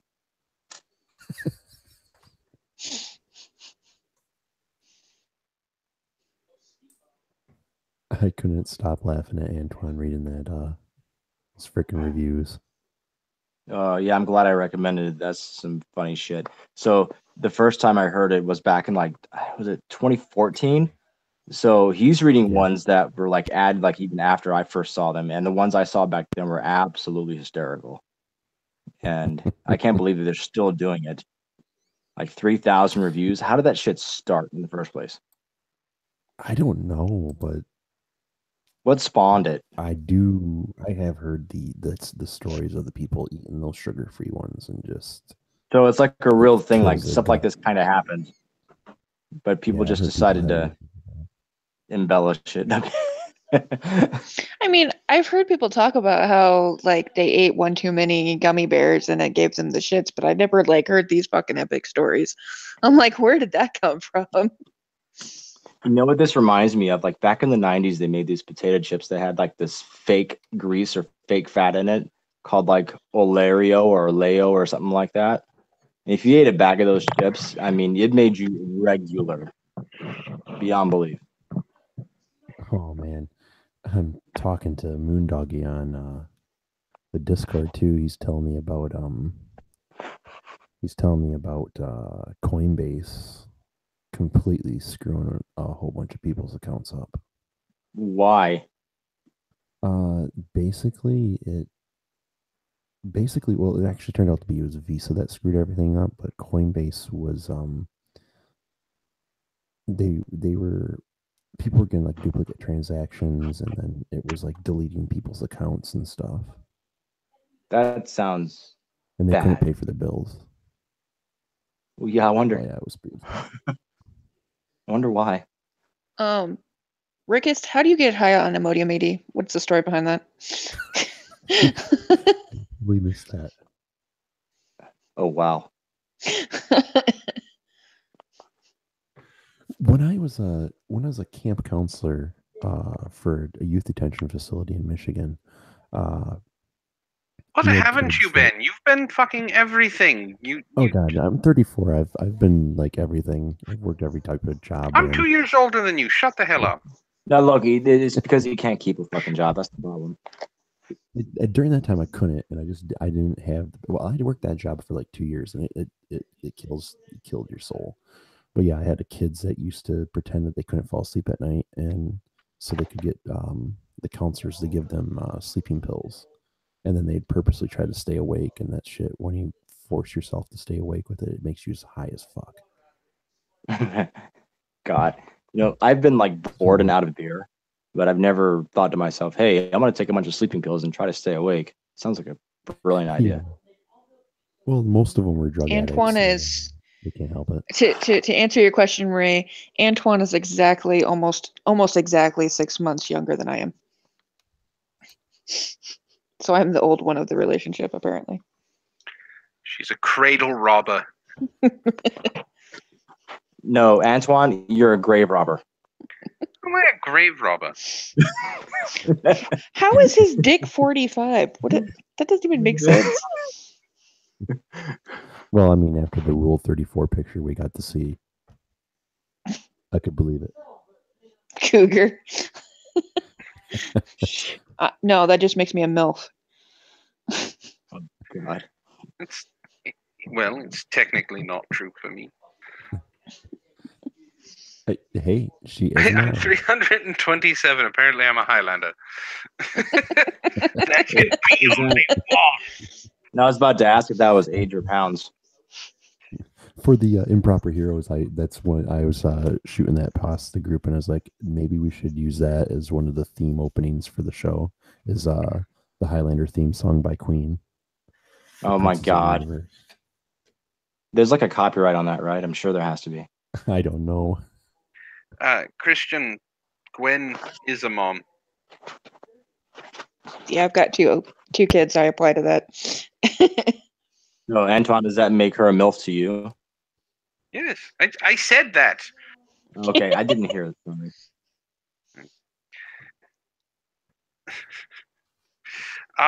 Gnostic. So you think I'm doing a good job with the War of the Worlds? Oh, it's excellent. I love it. I've actually I been think doing that. I think that we have some copies in our school library up here. I might break them out one time, and if you ever get around to actually doing like the whole thing, I'll play the audiobook in class for them. That'd be really cool. Well, I plan on doing all of it. So, Rickus, that's not how it works with the human skin, okay? Yeah, if you have your hands underwater for a long period of time, you get prunish, but that's not how it works with the D. That's what you're talking about.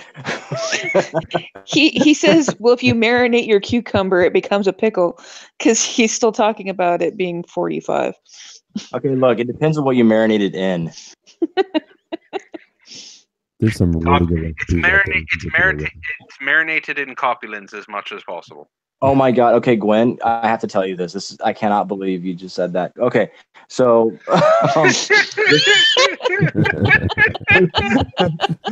yeah, no, listen, you're gonna love it. You're gonna love it. Okay, so no, I can relate to Gwen a lot because we both lived through Mormondom, and we know how this shit goes. Mhm. So at BYU there was a thing that students were doing to kind of skirt around the rules to try to get some. What they've done in the past is they would actually go to Vegas and like get married temporarily, screw, and then like go get it annulled, so they can technically say they weren't fornicating. Right? Okay, well, I thought that I have heard the pinnacle of bullshit, but no, it gets better. What they did is they had this practice called soaking, where they would insert, but they wouldn't actually do it. They would just leave it there. What's the fun in that? It's called soaking. I'm not kidding. It's called soaking. Look it up. It exists. And I'm thinking to myself, I'm like, that is so Mormon.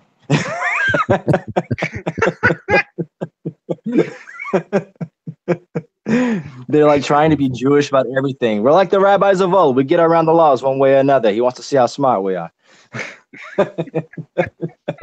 I'm sorry. I couldn't just sit there.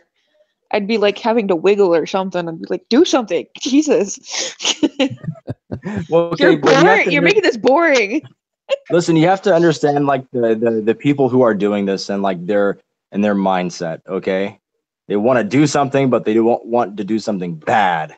But they still want to do something bad, so they're trying to have it both ways. I mean, it's typical like fundamentalist bullshit, you know? I mean, oh God. But since you talked about soaking and marinating cucumbers, that came to mind. How many Mormon girls have you gotten knocked up from the soaking? I've gotten knocked up from soaking. Do you really want to know? Me personally, none.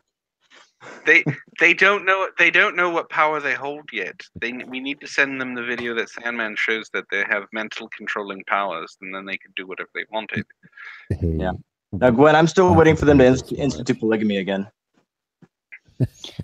Yeah, I don't know. Like, it was funny because when I joined the church, they were like, "Oh yeah, this happened back in the Civil War. It doesn't happen anymore, and it's only because like so many men died, and they left these women unwed, and so like they would marry the brothers of the men they were married to and stuff like that, so that way they wouldn't starve because women weren't allowed to run households and stuff like that." And that's how they explained it. And I'm like, that's a serious okay. Intellectual gymnastics. 10. You know what I mean? It's like, wow, you really spun that one. Okay, so what they don't know is flipped the table in rage, and I wanted to walk out, and my ex at the time was like, no, it's okay, we don't do it anymore, you know, like he's calm down, and I was like, I was literally like, they're not telling you is that what they're not telling you is that they're waiting for it to be instituted again.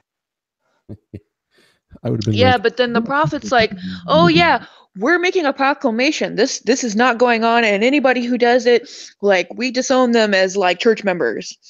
That's because like the federal government had cannons pointing right at the Salt Lake Temple saying, you will change this or else. I mean, that's really what it was about. They were under pressure. It was oh God, don't get me started. But right. Gwen, Rickus wants you to talk about the magic underwear. I saw that. Oh yeah. I'm letting him finish his thought. Okay. But when people talk to me about polygamy like that and they try to defend it, I often ask them this little factoid. I'm like, do you realize that Joseph Smith, the founder of this religion, also, when he was a Nauvoo, he sent his closest associates to different countries on missions, and while they were gone, he married and boinked their wives. How do you spin that one? Spin that. Wow. That's crazy. Yeah, but and it's is that like it's seriously true? Yes, it is. It is absolutely true. I mean, Joseph Smith was a criminal. He was freaking crazy too. And yeah, they'll say that, well, no, those are all lies. It never happened that way. Yes, it did happen that way. And you know what? The most ironic part about the whole thing is that Emma, his like real wife, you know how they had like sealings, like marriage for eternity. She wasn't even his first. She wasn't even his first sealed wife. It's like his fourth or fifth or something like that. So like when you get into the weeds with this shit, it gets weird. But like, I was sealed really for all time and eternity, but because I got divorced and was excommunicated, I guess I'm not sealed for all time and eternity anymore. No, remember what they said. You were remember what they said. Yeah, she was excommunicated. No, she didn't even let me see the underwear. I'm so pissed. She They're all threw over it the away. internet. And Antwon, they're all over the internet. You can look at them, and they're I not had really that. I had an opportunity to actually hold it and see how magical it really was. I didn't Okay, see any of it. They're so mad. I still Antoine, was, they're so magical. It'll give you a rash. Let's put it that way.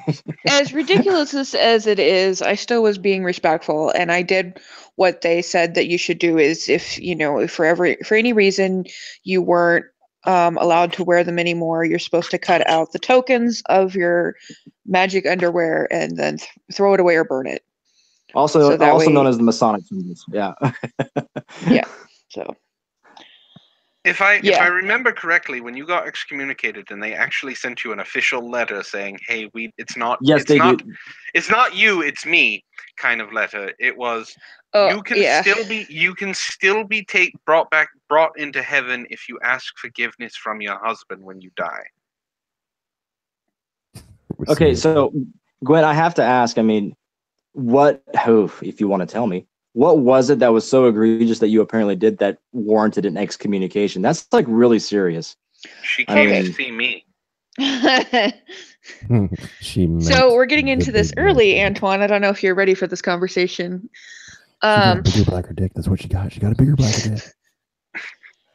Antwon and I met online because we were both having. Oh shit! I know what's happening. Okay, I get it. No, you gotta say more. We had really bad marriages. Like my ex, because of the way he was raised in the church, he was very like, You wouldn't let her pee alone. Okay, that was after the fact. Let me talk. So he became really controlling. He was a homebody. He got to the point where he was like, I should be the only friend you need. Like, you don't even need to go out with my sister-in-law like once a month to go friggin'. You know what we were doing? We were going out to do scrapbooking for our freaking kids' books and shit. Like, I'm like, really? I can't even go out to do that? Anyway. Well, that's so Mormon-y. Wow. I know, I was so Molly Mormon. Okay, and to even tell you even more, I was the second in the primary, to the second counselor. Yeah, the second counselor in the primary, which I got called to, of course. But yeah, so me being in such a high position, they already looked at me like, wait, you did what?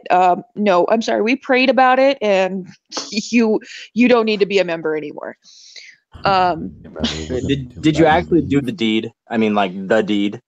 I left him before anything actually happened. Okay, so they excommunicated you for like leaving your husband, basically, and say because it's not working. Okay, that is fucked up. See, I've heard some. Yeah, that's pretty weird.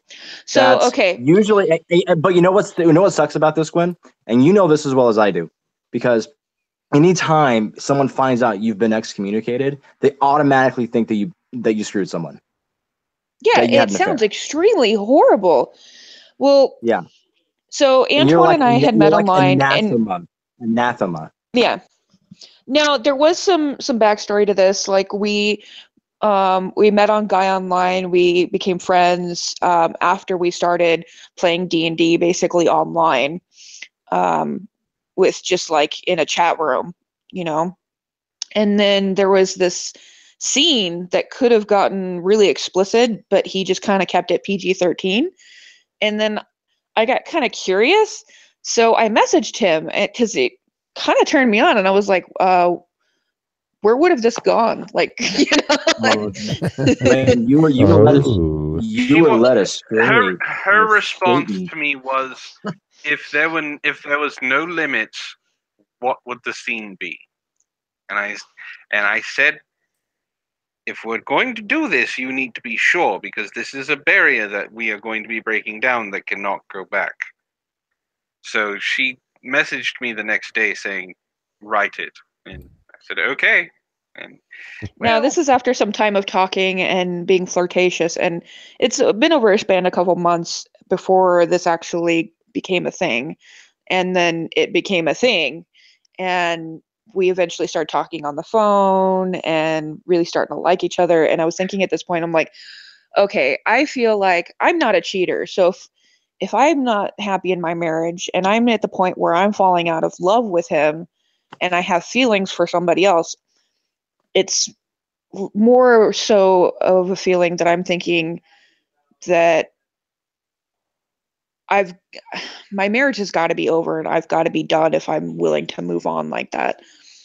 Like, I cared about him, but I don't love him like that anymore. It wasn't a romantic feeling anymore. So I was So like, you okay, I got to probably go felt meet like him. you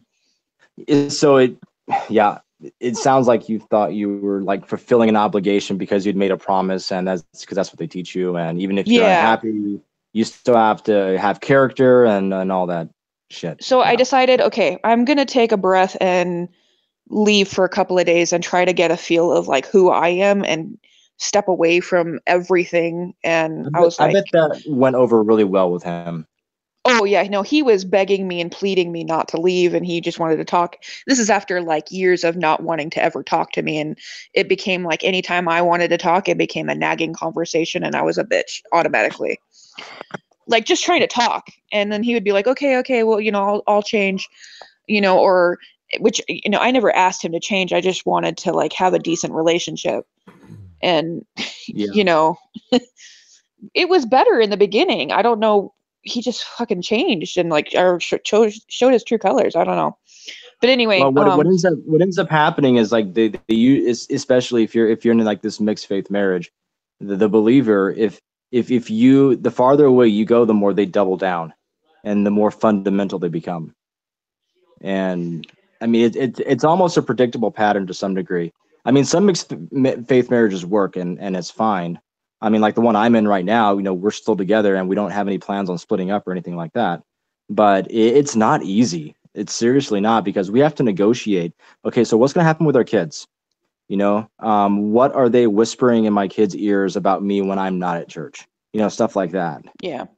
I'm wondering how that's going to later on affect the relationship that I have with them and what they're going to think of me. Are they going to think of me as the evil apostate who ruined everything and won't have like a forever family anymore because I decided that, hey, Joe Smith is full of shit. I mean, it's I often wonder how that's going to play out in the future, especially if, either one of my sons decides to go on a mission or something, or exactly.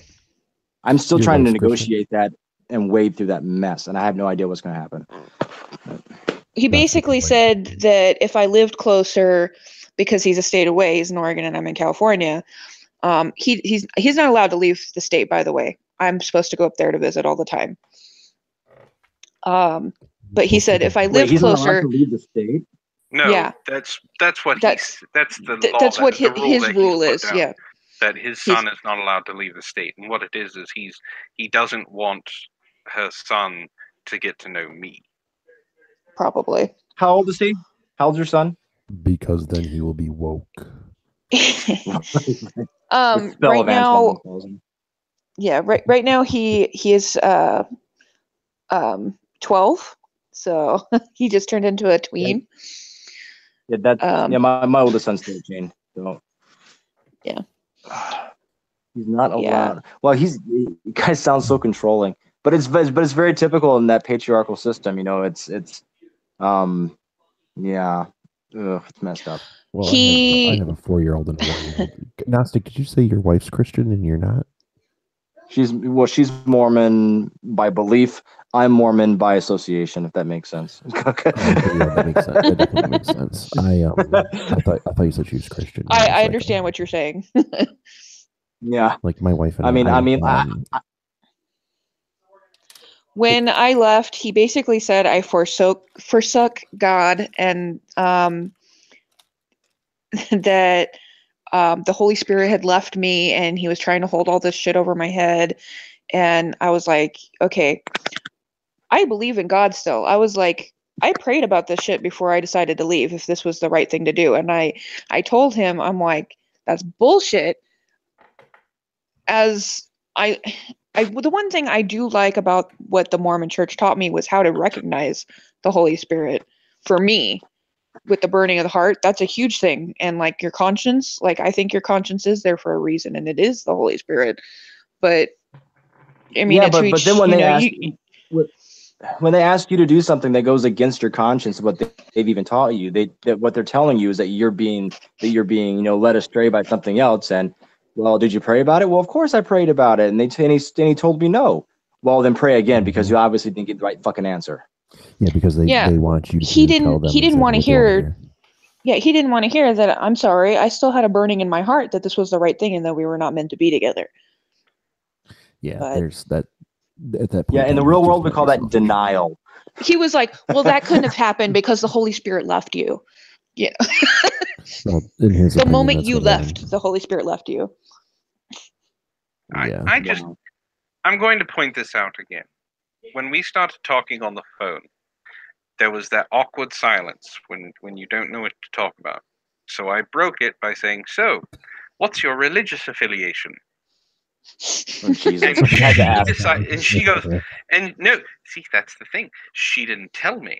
She said, "Wow, you're really going to ask something like that?" And I'm like, "Well, we're not really talking, so let's have a conversation." And then it stopped because I think her ex-husband was coming home or something like that, so we never got to finish. The whole conversation she had with her ex-husband about the Holy Spirit leaving and everything like that, she had it on speakerphone. After she had that, I looked at her and went, "Why is he threatening you with God?" And she goes, "Oh, I'm Mormon." I went, "What?" This is why I asked. Oh, I thought I told you. No, you didn't. You didn't tell me So shit. we've reached a new low when a religion weaponizes God like that against someone like your spouse. You know? That's the thing, Yeah, that, and he pulled this on me for the first 2 weeks after I left, and then he would turn around and be like, "But it doesn't matter what people are saying. If you came back now, everything would be forgiven." That is not true. It does not work like that within the Mormon community. I'm sorry. You will forever be tainted. I mean, it's, oh God, no. Well, I mean, if you it's funny because the Mormon, like, I was raised and grown up and baptized Roman Catholic. I even went to school to be a priest for about a year, right out of high school. It's okay. No one's perfect. Yeah, no, I didn't get touched. It's a little. Thank you, Tom. Hey, baby, what's your religious affiliation? Sorry. Oh, right. Keep going. Right. You're good. Keep going. Sorry to interrupt. That's a great pickup line. It reminds me of the pickup line that we always had at BYU. It's like, I think we knew each other in the pre-existence. Yeah, there you go. Yeah. I studied to be a priest for about a year. Started going through the initial parts of education, and then that's where I met my first girlfriend and got laid. And I went to my bishop. While studying for a priest. Yeah, I met my wow. bishop, Bishop Cooney. He's like, yeah. I'm like, I can't be a priest anymore. He's like, why? I'm like, well, I told him I had sex. And he goes, well, that's okay. He's like, as long as you don't do it after you become a priest. And I'm like, no. What? I've discovered girls. That is so Catholic. Oh my God. Yeah. Well, you say 5 Hail Marys and you're good. Just come back, okay? He's like, after you make the commitment, that's when you're held to it. He's like, so it's okay. You can still be a priest. I'm like, no, you don't understand. I've discovered girls. He's like, oh, okay, you like you're good. Damn. So what you're saying is you don't like underage altar boys. Oh, I knew that was coming. But he was amazingly accepting of it. He wasn't like, you're gonna go to hell for that. No, my mom, on the other hand, my mom is one of those Catholics that, like, when I told her I no longer really believed or agreed with the Catholic faith 100%, that I want to marry my wife, and my wife is non-denominational, and I support her in that decision, that I need to figure my things out. My mom was like, oh, you're going to hell. You're going to burn. I don't think Catholics really believe that, though. I mean, it's... You have the extreme Catholics that do that. I can tell you right now, within Mormondom, that is a no-no. You do not marry out of the faith. No, I mean, it is like... really not unless you have plans to convert. In most Catholic parishes, most Catholic parishes, they the only way you can marry outside of the faith or be allowed to really marry outside of the faith with it being supported is by Well, any Catholic, before you get married, you have to go through marital education classes, which is perfectly fine, and you have to sit down with uh, spiritual classes with with your priest and talk about things and get to. You need to approach the subjects, even if you're a Catholic marrying a Catholic, so you understand each other in a spiritual sense. Um, when my wife and I did it, we were agreeing with each other the whole time. We understood each other. We were accepting. So my priest was very much, you guys can get married because you understand, you support each other, you stand behind each other, and you're not arguing about the faith question. You're going to stand behind each other, which is a good thing. Sounds Can't very argue with that. progressive. I will marry you. He was more progressive in that. He's like, I will marry you because you guys talk, you communicate. And not too long after that, I before that I wasn't even really practicing at all, and I wasn't really practicing at that point in time. It wasn't until after my wife and I were married, and I went through a lot of really hard shit that I refound Christ, and I'm now I'm non-denominational, and I come from a belief factor that I'm not going to push my beliefs on you, but if you ever have questions, I'll tell you what I am and what I believe. And I'm not going to tell you that if you don't believe what I believe, you're going to burn in hell. If you're fucking agnostic, I don't care. If you're No, willing to I'm listen to Gnostic. me, I'm willing to listen to you. You know, yeah. Yes, the Catholic Church is Orzhov. I agree. They are Orson. Actually, Magic the Gathering, I would have to say one of the few guilds that would represent that, or colors would be, it would be Orzhov. Shut up, Gab. You need to go suck some gas. Oh, Antwon, turd! we If need you him only again. knew. I'll rip at you, bitch. So, Gwen, God, Antwon, how you long just have you need to two go been to- together? 9 This years. will be this will be going on 9 years. Do you want to know It's how many been that anniversaries? long.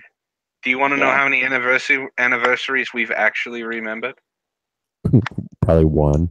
Like the Two. first two, the first two, and then we're like, oh shit, our anniversary was like Monday. Wow, we should probably do something this weekend. That's my wife and I. we both together, like. We had our 9th year. We had our last year on our 8th year.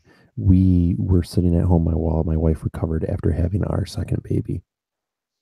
And I'm like, hey, do you want to go out? And she goes, are you fucking kidding me? If I get up out of this chair, my uterus will fall out from underneath of me.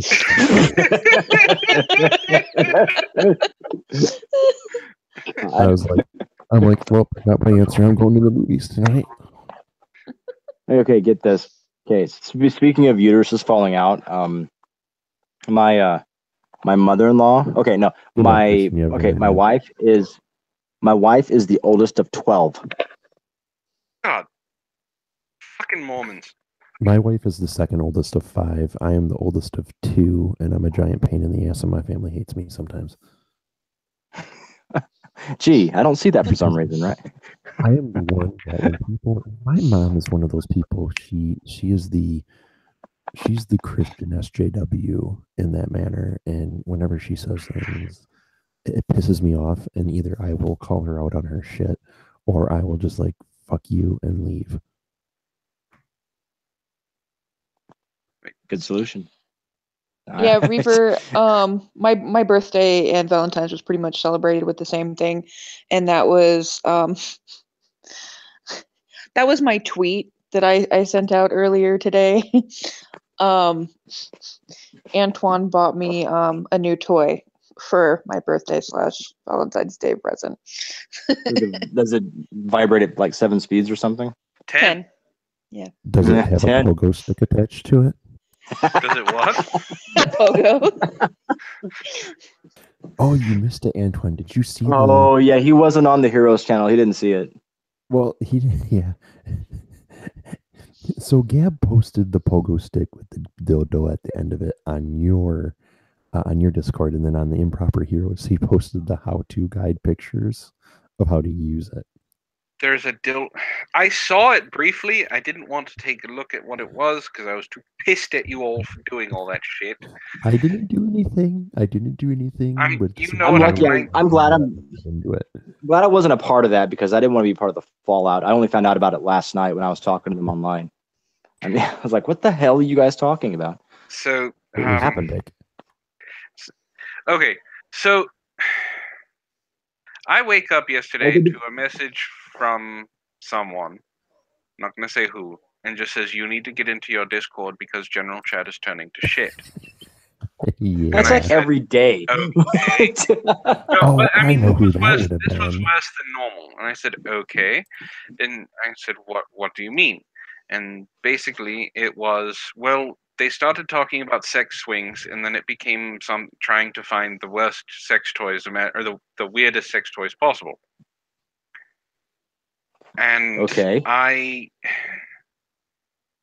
it's not a okay. So I got a message from Gabe and DK about an underage person being in the hentai channel and how they were freaking out about it.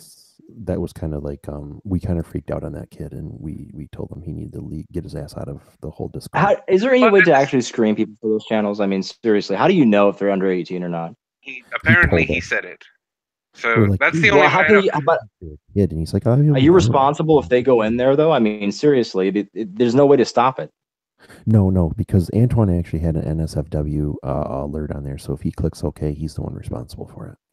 But he is banned from the channel. He is banned from the channel, but at the same time, they know that there's underage people. They start posting all of this not safe for work stuff in the general chat.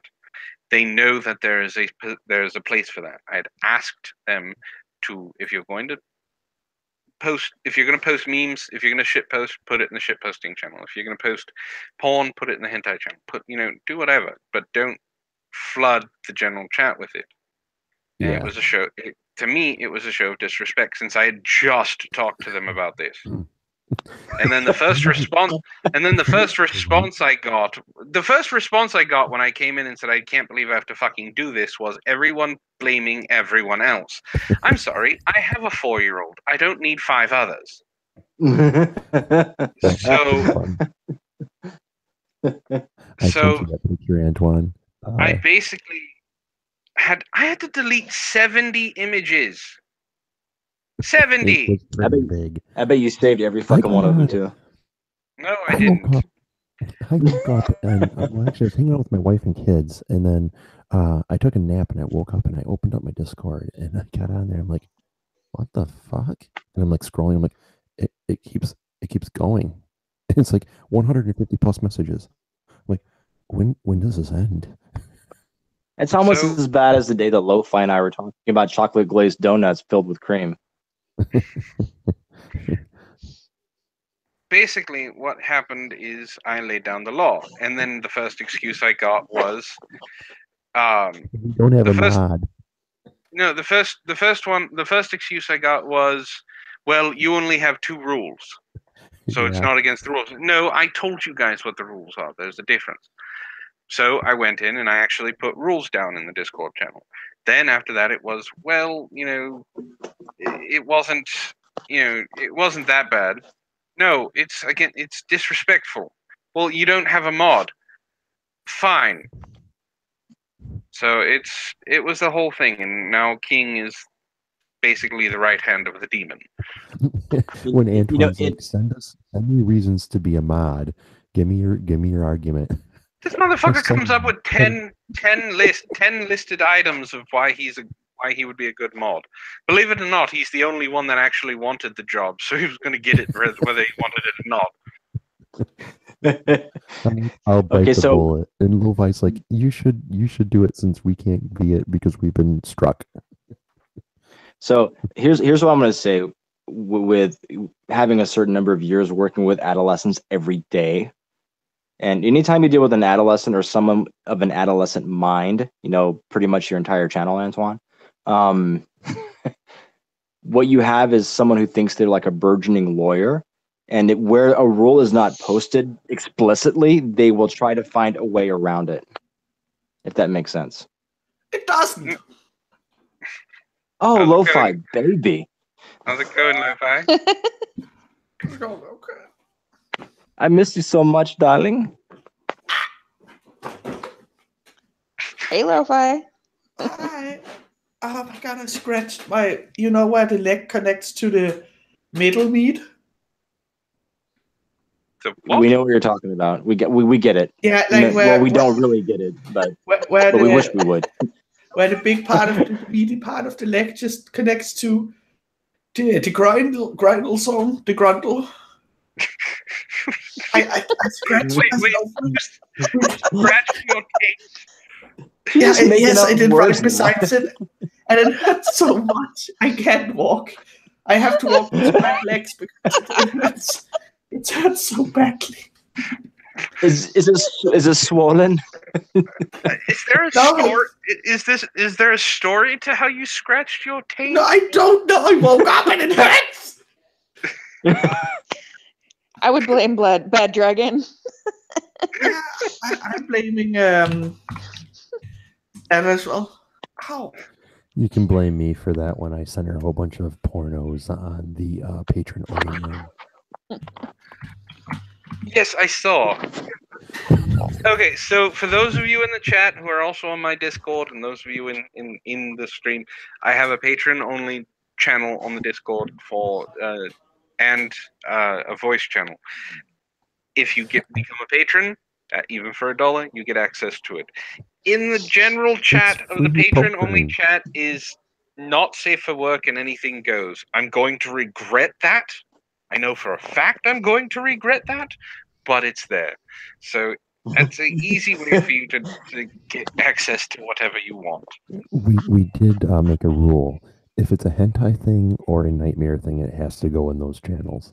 Yes. Well, no, I said the Discord-only chat is anything goes. I said have at you. Oh yeah, no, we kind of came up with that rule on our own outside of it because we're like, okay, we need to.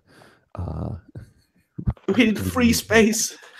Yeah, No safe space is needed. no safe spaces, but when it comes down to the hentai, let's leave it in the hentai and in nightmare shit. That stuff needs to stay there. And I still don't go into the nightmare fuel room. I don't blame you. Freaking You know, what looked like a dog on a fleshlight with a teeth. every once in a while you're like, No. my curiosity is telling me this might be a good idea, and then you're like, nope. I'm out.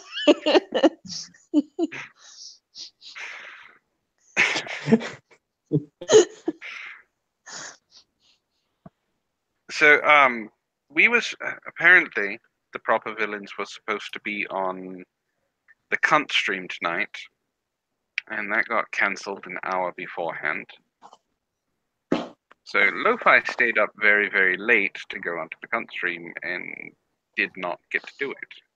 This is the second time. So she's with us now. Well, yes, but this is the second time that Schmeckel has kind of dipped out on us. Yeah, he beats. If you don't like Patron Reaper, I do have Maker support. You're on my Discord, right? Yeah. Yeah, Oh. Reaper's on there, I think. Okay. But Reaper, he does have the maker support, which is a good. I have Reaper. You're classified under henchman, so you actually have access to the patron only room. Also, in the patron only room, if you donate to my patron, there's a patron only of Lo-Fi patron only room in the patron only room. What? What? Patronception? What the fuck? Yeah, there's a patron Lo-Fi's patron only room in the patron only room. So you have to patron to Antwon, patron to me to get it. It gets So bad. for a patron, do we get pictures? Oh, have you want to see my patron? Yeah, you have all seen my patron, haven't you? No, I'm saying if we become your patron, do we get pictures? You can check out my patron. That's not an answer, Lo-Fi. Maybe my patron rewards answers your patron question. Just give me a goddamn answer. Come on. He wants to know if he gets to see the chesticles. I want a cooler shot. Chesticles.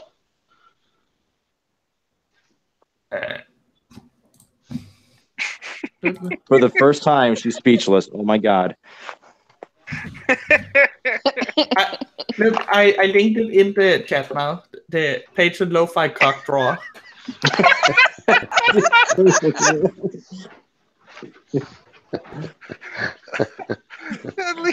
At least she's not ashamed at what it's about. So here's the problem. I can't write nudes out. You're not allowed to do that, apparently.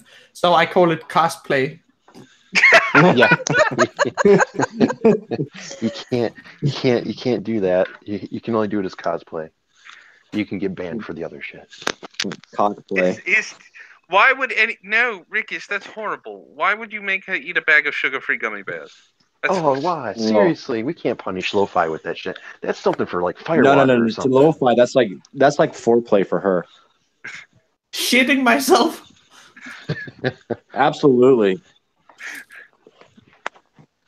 There's no extreme for you.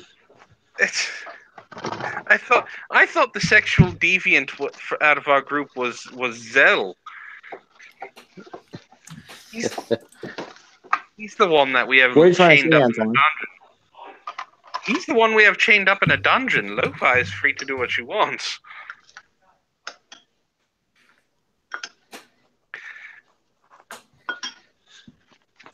So, Antwon, me and Lo-fi have figured out the structure for when we do our first streaming of Improper Heroes. It's going to be improper organized. It's going to be improper organizing. That's what it sounded like you were going to say. It's going to be. The format's going to be the improper way you guys do your format. But we don't really have a format yet. Exactly. That's the point. Which means we're going to be extremely organized in how we do it. One of the big things is we're going to actually at the end the end of the show will be a debate. One person can come on, two people come on and debate a subject. It's going to be a standardized debate, timed. They get 60 seconds response, counter cross-examination, blah, blah, blah. Both people, when the one person's talking, the other one gets muted so no one can make a comment and interrupt them. And then just like a traditional debate, and then at the end of it, they both get muted, and the guest and the two hosts and the main host and chat get to vote on who won the debate. And then we announce who won the debate, and we're like, fuck off, and we end the stream. Okay. So I want to point out that the Rickest wins for the grossest comment I've heard so far.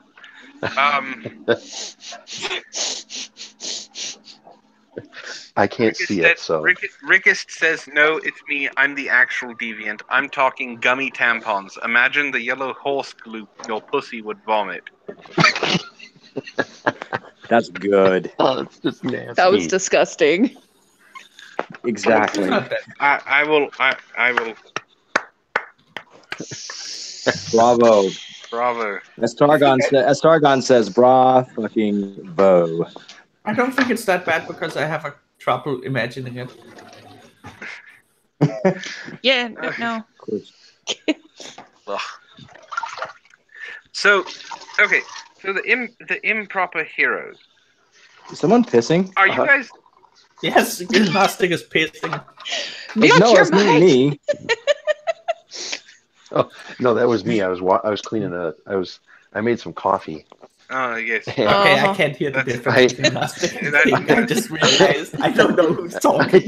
I totally made some coffee because I'm a coffee snob, and it's 4 o'clock in the morning, or almost 5 o'clock in the morning here, and my wife and kid woke me up at about 2 in the morning because she was screaming. So I helped put her to bed, and I've been in need of coffee.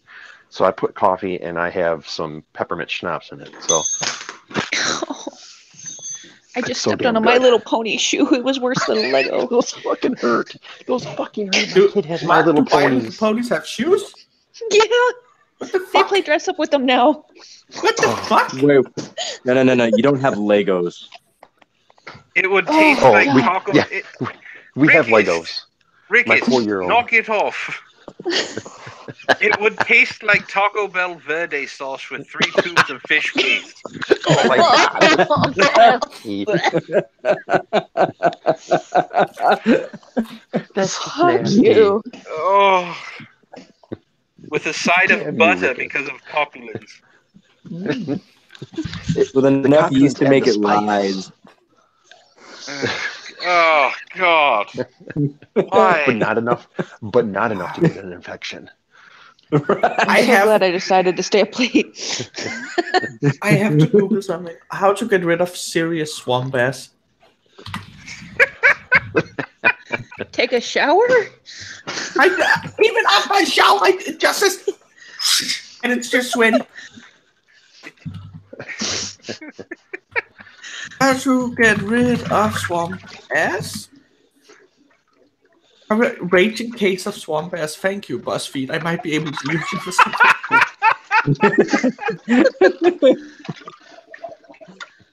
Potpourri? I don't.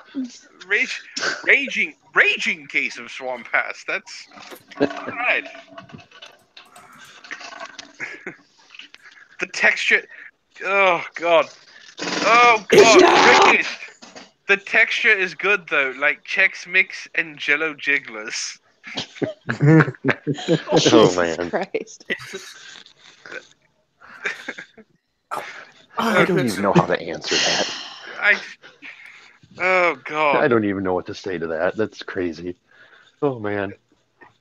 But yes, Improper Heroes, actually, we got the idea from the fact that we are all part of your Discord, and we love the proper villains, and B, we wanted to develop something that was better than Coder. Okay. So, well, it's not too far of an overreach. Okay. So and we're not punching down because there's 0 subscribers right now. So to be better, what did you call them? Coder? Coder. Like Cooch. So all you have to do to be better than Coder is not have one of you go on a every single day I'm lonely, watch me play video games stream. Oh my god. Oh god, no. That's why we each have our own individual YouTubes. If you want to do something like that and be a lonely, pathetic shit, then you can do that. But that's the only But thing look that at you really me. have to do. I'm the fucking Da Vinci of the internet. Back to the round table. So are you guys Not that I'm punching down or anything. Are you trying to be the arch nemesis of the proper villains? Is that are we? No, okay, no, Antwon. Okay, look, the whole name thing was my idea because we were seriously just shooting off names to come up with a name for whatever our thing was going to be. And I thought, well, I'll just make it the opposite. Instead of proper villains, how about improper heroes? I mean, it's like instead of Luke Skywalker, it's like Luke's Land Runner or some shit. You know, I mean, that's. I have the best idea in the world, King. What was that? What's that, Lo-Fi? On the Improper Heroes, we are gonna be lore-wise the nemesis to proper villains, and I'll play another character. I'll just use another voice through the entire stream, and I will be Mr. Monkey, the serial apist. Yes. You're already drawing artwork for that. I can't wait to see it.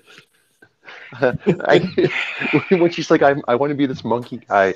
We need to have this monkey guy as the mascot. He's the serial apist, and he throws bananas. And I'm like, dude, he has to be carrying a dildo, and he needs to throw like dildo-shaped bananas. At first, she's like, no. I'm like, no, think about it. It'd be fucking awesome. No, it turned into he gets a giant long dildo, and it's like, you know, the marching band King they whirl in the stick and direct the band with. And he directs his army of flamethrower and chimpanzees with it. It's like the Dr. Seuss song. It's like the Dr. Seuss book, the one monkey drumming on a drum. All right. So I'll Antwon, that character on that stream. We plan on inviting you to come on as a guest and decide who wins these debates. If I have time, I mean, if I'm available, I'll come on. But That's a no. We're still trying to figure out a time. Well, our first one's probably going to be this Friday. No, it's our first not one will probably be this Friday. It's not a no. It's just I have. Again, it depends on the time. Well, you got a whole bunch of commitments. Like you do the proper villains, then you have your own shows, and then on Friday night you're doing Coalspire. So it's like crazy for you too. Well, I have severely forgotten my gaming channel. So it's. Hey, Knight, were you going to mention Gwen in there somewhere? Yeah. Gwen is invited too. No, he kind of has a relationship too. You know, I mean, it's not like you listen to all that as if it were the only parts of his life. Was it last Friday? Last Friday, I think it was. You guys were going to go on a date, and then you come on. You came on the Discord, and you're like, "We can't go on a date." No, I said I had a whole day planned, and it got ruined.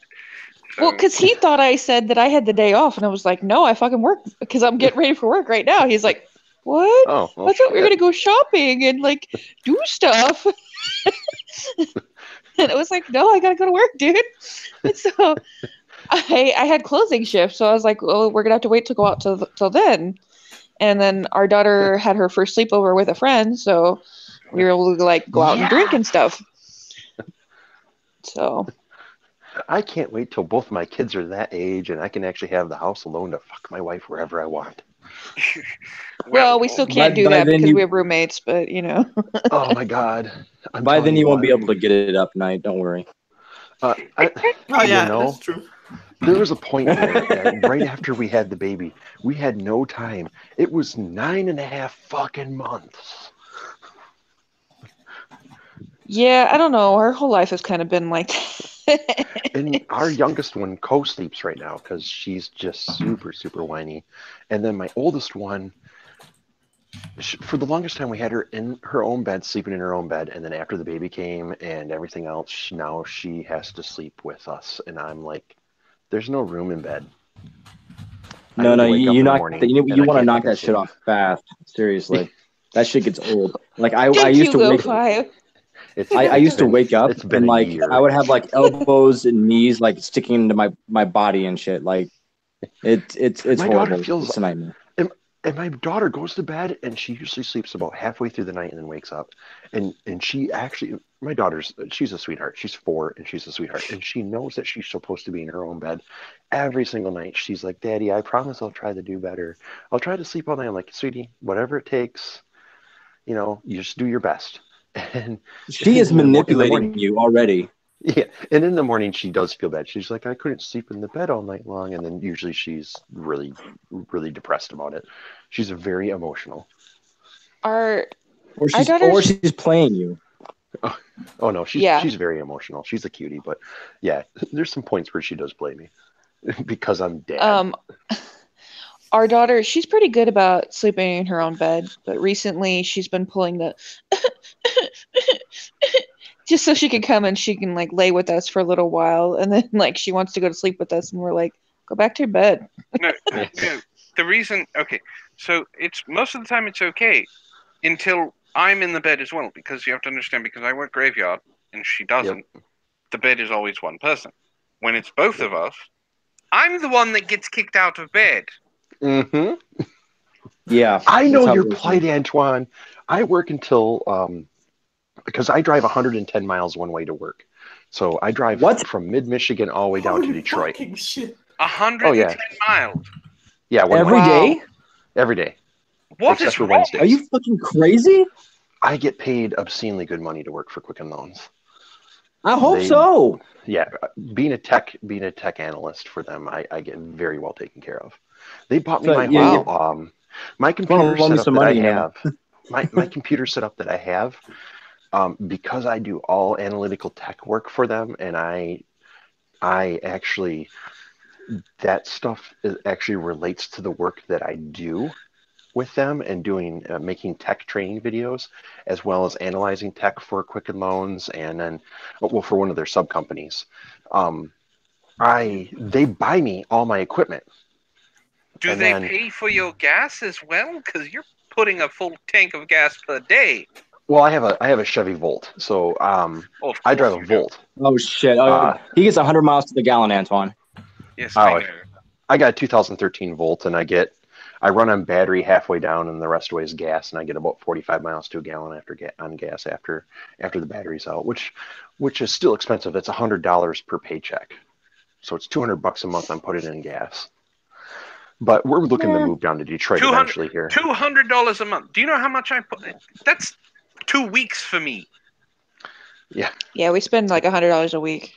Yeah, but he's probably driving on rural roads. I mean, it's different. Well, no, I'm not driving rural roads. I'm driving expressway. Well, yeah, okay. Expressway, that's probably better because gas mileage, yeah. I'm about to kick you out of this thing, King. Well, we're actually in the process of we own the house that we're at right now. We bought it, and I bought this house off of Magic Cards.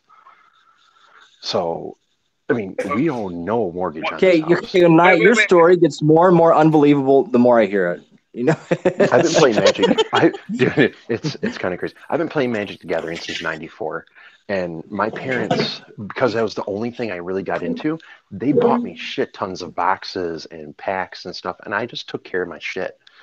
And then, aren't you fucking special? I was lucky. I was a spoiled little fucking douchebag as a kid. But yeah, I had a lot. Oh yeah, God yes. People, I even hated me. But yeah, understandable. My wife is the one who centered me. I give a lot of credit to my wife because she's the one who centered me and really helped me to not be a complete selfish douchebag. Whipped. But yeah, when we got married, I used quite a few of my cards to pay off all of our debts that we had and get some cars. And then I traded those in, got the Volt. We're going to buy a new car here, or we'll buy a used car here soon. And then what I had with the rest of my Magic collection, except for a single copy of each of the Power 9 and Beta that are all graded as grade 9s. The rest of it, I sold. Wait. Let's back up the bread truck here. You have a full playset of each of the Power 9s.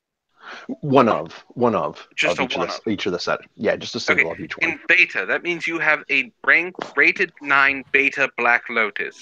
Yes, I do. That sells. Last time it sold was at $300,000. Yep. Fuck you, asshole. You're breaking Hey, out. Knight. Hey, Knight. I got some student loans and a couple of. I'll end up holding on to that bad boy. Yeah, I'll end up holding on to that bad boy.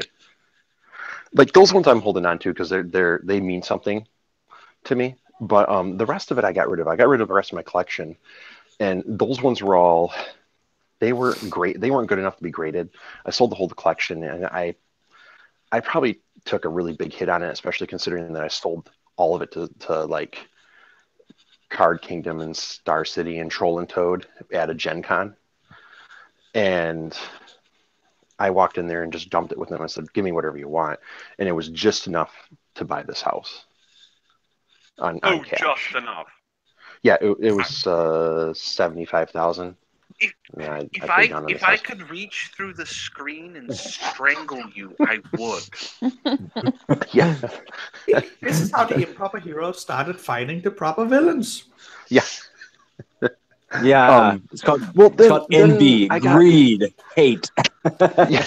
Well, there's a point there too. I sold. I was doing judging, and I was like, there's a point when I became a level 1 judge. I was like, I'm going to be a professional judge. I'm going to make a living doing this fucking shit. And I bet you like kids too, don't you? Huh? I bet you like kids too. You like what was kids? I honestly thought I was going to be like this. I thought I was going to be like a pro level judge and get to level 3 within a couple years and be In like prison. making tons of money. Yeah, in prison. Yeah, making tons of money doing judging because I'm so awesome. And that was during the time when I was like, before I realized that I was not as progressive as I was thinking I was, and that's where I found out that I don't like the judge program that much. Yeah, It took about a pedophilia year and just a wasn't half. your thing. It really, their political stances and the way that they really kind of quote unquote encourage you into the indoctrination. If you want to go up to level 2 or higher, they really look at everything about you. Level 2, Except the being into level background. 2 is Except like the background check. Except the background check. except for background checks.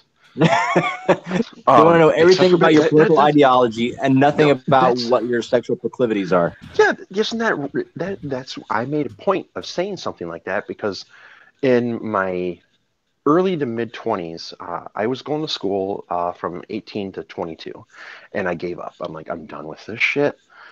I don't want to do college anymore. I don't care. I was going for a degree in communications. I'm just going to sell off all my magic cards and live off of that for a while. Well, at that time, my cards were at my parents' and they were locked away in my room. I gave up magic. Once I graduated high school, I stopped playing. Did you realize the gold mine you were sitting on? No. Well, I did. I knew it was valuable, but at that time, I just thought a Black Lotus was still worth like $1,000. Yeah, you weren't keeping up with the times. I wasn't. I hate you with a burning passion. Like the amount of rage and hate that I have in me right now for you would be, if you could tap into it, would be enough to power your car for the next. Every time I realize how many valuable cards I used to have because I inherited them from my big brother and I just sold them for almost nothing. Uh-huh. I hate you, King. Because now I'm looking at the Power 9 and I had most of them except the Black Lotus and I just sold them. Yeah, the Black Lotus, those ones I only ever had ever had 5. I had 1 alpha. I've only ever had 5. It's the most expensive card. Only ever had 5. Ever. You need to kick him. Kick him. My first one was I managed to get it out of like a pack of when I just started playing Magic. That was when Magic wasn't as big as what it was. I pulled it out of a pack and everyone's like, that's like a crappy card kind of at that time.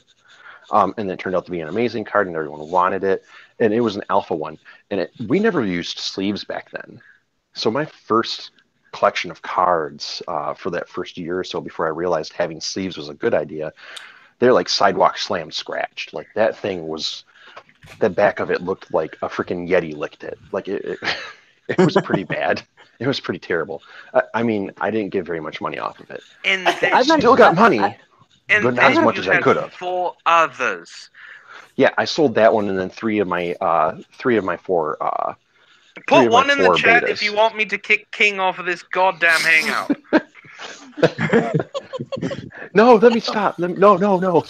Guys, I have a question. Yeah, I have a serious question. Who the fuck are these people who are buying these cards? Most of them are. The thing is Star City and them will buy them, and they don't list them. Who has $9,000 for a card? Yeah, I had Star all City. The box crystals. I sold them for $10.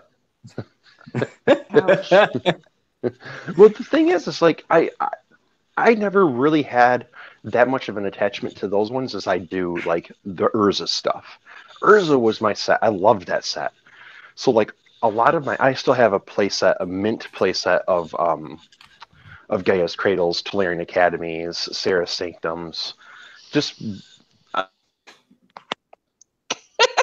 done. You do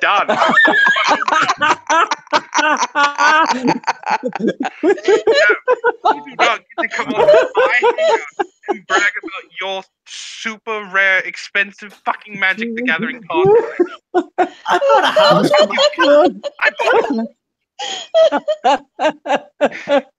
Fuck you, King.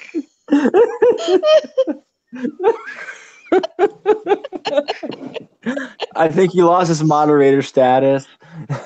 Oh God. Oh, jeez. So anyway, back to old people fucking.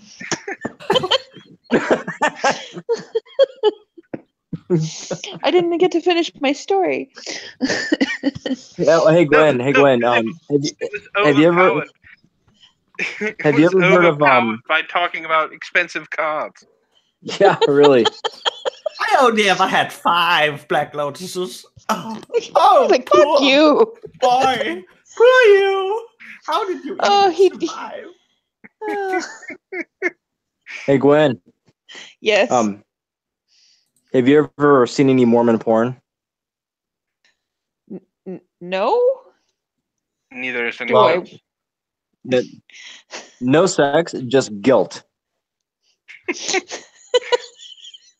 Well, welcome back, Buzz.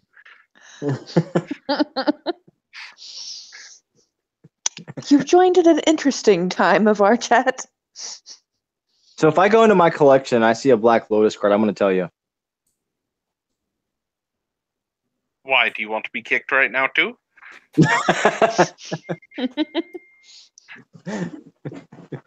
Oh, jeez. No. So how long did you completely just kick him off, Antwon? Yeah, I ejected him. He can't get back on. Oh my God. It's what failure did to me. I basically banned him. Oh my God. So, Gwen, what part of? Go ahead. I was going to ask Gwen what part of Oregon she was in. Oh, I went to Cottage Grove High School. That's like a podunk. I basically, you want to know podunk? When I was in grade school, I went to Lowell. If you know where that is, it was a town of 700 people at the time. It was across Dexter Lake. I know where Dexter is. A friend of mine used to live there. I was going to say, and that was part of Animal House also, both Cottage Grove and Dexter Lake Club. You can go look it up. That was the. Do you know where? Cottage Grove's. Do you know where Myrtle Creek is? Yeah, that's south, way south. They wanted to hire me once. Who wanted to hire you? The town? District. No, the school district did. Oh, okay. And I looked at their track record and I was like, nope. Yeah, I always kind of pass through Myrtle Creek. I used to work for Kendall Auto Group, and I delivered parts for the parts department for like 3 years. And the farthest I went was now I can't remember the name of it. It starts with a C. It's where the only casino, like basically in Southern Oregon, is. Past Crater Myrtle Lake. Creek. No, it's it was just off the freeway. Anyway, it doesn't matter. It was like past Roseburg and all that down there. Geez, I don't know. I'm thinking Medford or something. Yeah. God, I can't remember the name of it. It's in bumfucked Egypt. That's where it is. No one knows. Yeah. No, Antwon. That's where I live. Okay. No, I'm on the east side of the state. Basically, I would drive from Cottage Grove to Eugene, and then drive all the way down south, and that was my trip for the day. Like I delivered parts all along the strip, the I-5 corridor. So okay, so have you ever seen? I think this is like closer to maybe Albany or something. But there, if you go along I-5. I swear there is the church right off the interstate that you can see, and on top of the cross is a cell phone tower. I don't think I've seen that or even noticed. Oh God, I did. That church is making bank. Apparently, Jesus likes cell phones too. Don't all churches make bank since they don't have to pay taxes? No, that's not true. Well, with the mega churches, sure, but like most of your like churches in small towns that are really small are poor, like dirt poor. I mean, I was gonna say, are we like, talking about the Portland Temple? Like, oh no. That's just because we're basically a glorified real estate company. But oh, building temples everywhere, yeah, because that's how you like keep your holdings. But no, seriously, like on top of this cross was a cell phone tower, like the triangular shape, you know. And I thought, wow, we've hit like a new low. it's goddamn America for you.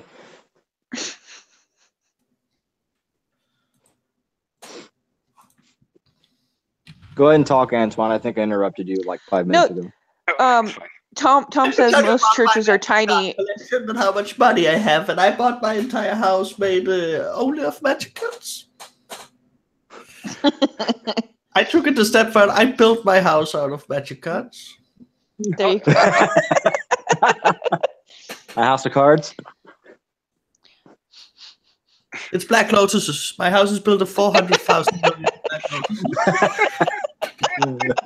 I only ever had 400,000 million, so I know it's sad. Right, do you guys think Nightsack telling the truth, or do you think he's full of shit? I think he's telling the truth, since he told me he would send me different magic cards. Every time I asked, do I have this? He's like, oh, yeah, I can send you that one. I'm like, okay.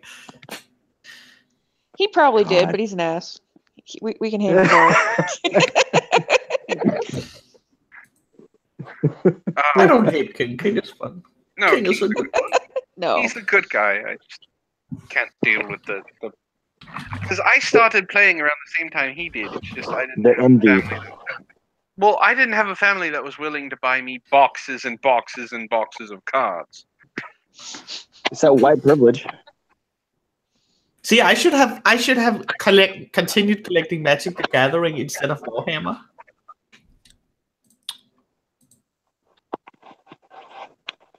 Because my parents bought me a ton of Warhammer because that was my only interest. Why weren't I interested in money? So they would just give me money. I ask for money. No one ever gives it to me. That's why I have to sell myself for it. Gwen, you let him do that? Well, I mean, he's doing it right now, so you know. I guess. It's just everybody sluts in their own way, okay? hey, I am not a slut. I'm a whore. Get it fucking right. I get paid for what I do. It's the oldest profession in the world. It used to be very dignified, but you know, not so much anymore. That's something you should like do a piece on or something. You know, like the logic behind why prostitution is illegal. I can tell you why prostitution is illegal. It's called liberals. Really? The conversation that Rogue and I got into earlier today, he wanted to know why gun control was such a problem in this country, and I basically said the liberals are against the liberals want to take guns away, conservatives want to keep them. So I mean, they don't want what guns. Angle was he coming from? He wanted to know why we didn't have armed security in schools, and I said, because schools can't afford it. Yeah, well, there's that, but I mean, also the schools are also being hailed as gun. Bless you. As gun-free zones, so it's saying, hey, look, if you come here to shoot things up, you're going to get famous because no one's going to be here to stop you. Oh yeah, exactly. I mean, yeah, they're sitting ducks or targets. I mean, yeah. Unless you're in Texas. Well, I would say unless you're also in southern Los Angeles, but it's a different type of gun. Well, yeah, and different people carrying them too. But there's something that our district actually kind of flirted with the idea of, like having at least one teacher that was armed, that was licensed to carry them and trained. But we don't think the board's going to ever go for that though, because I mean, well, it's just bad perception. It's all about perception. It's not about safety. And there used to be a day when like a kid could like bring a shotgun to school for like a science project, and no one would have even blinked twice at it. Very true. But nowadays you talk about it and like shit goes down. It's crazy. Excuse me. Now you put a clock. You put the inside of a clock inside of a pencil box, and you end up suing the school district for $1 million because of discrimination. Yeah, it's stupid. It's stupid. It is really stupid. So many politics. Oh god. But with the stuff that happened in Florida, like what was it that the news said recently that there were like 18 school shootings since the beginning of the year? Yeah, you see that load of bullshit? It's a complete lie. Yeah.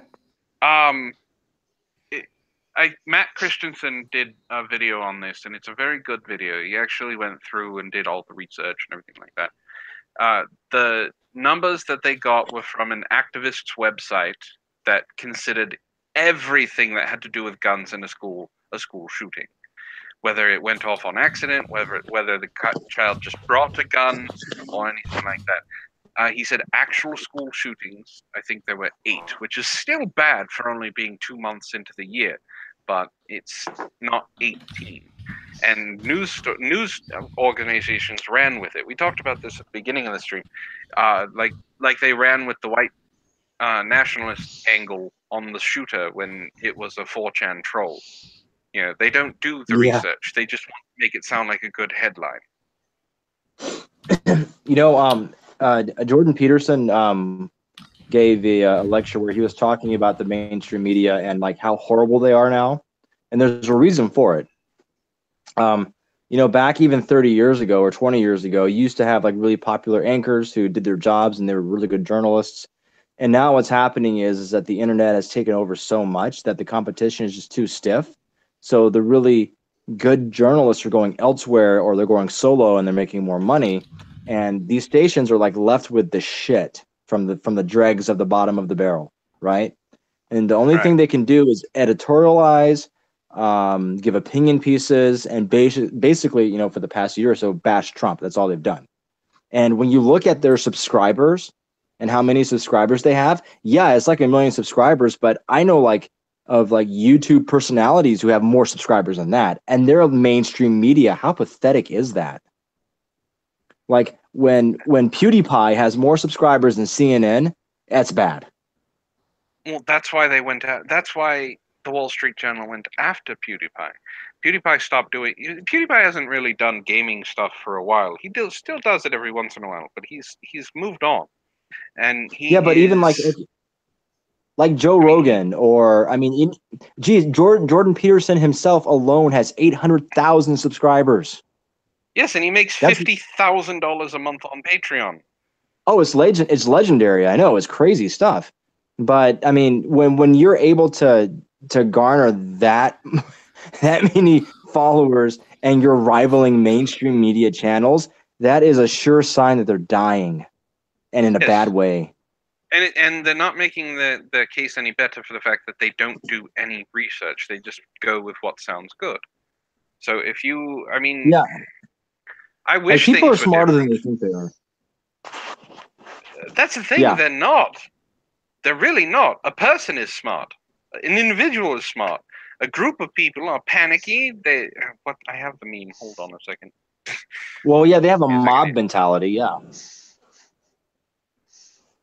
When they get in their groups, they go along with the group because that's part of the tribalism, and you just do what the group does, and they're feeding off these identity politics. It's crazy.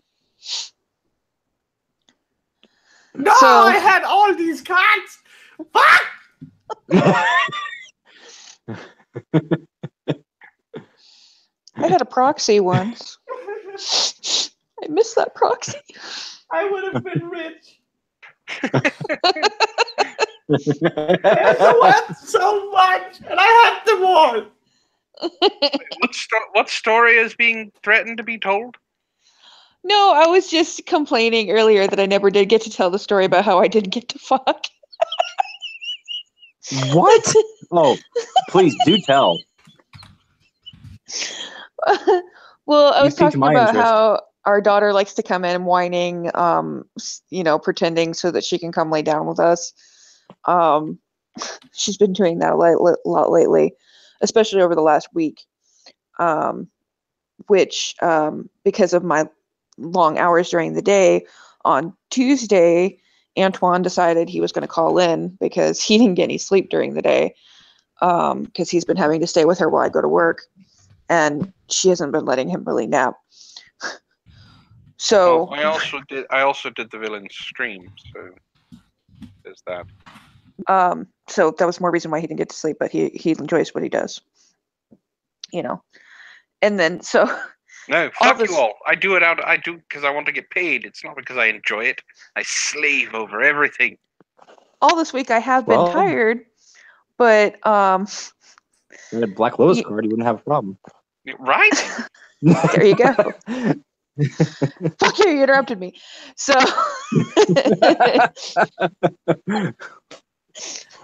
this is how tangents start. She'll, when he gets home in the morning, it's like around 9 or so, and I'm like kind of in and out because I stay up late usually. So half the time I'll be like not even like wakeable.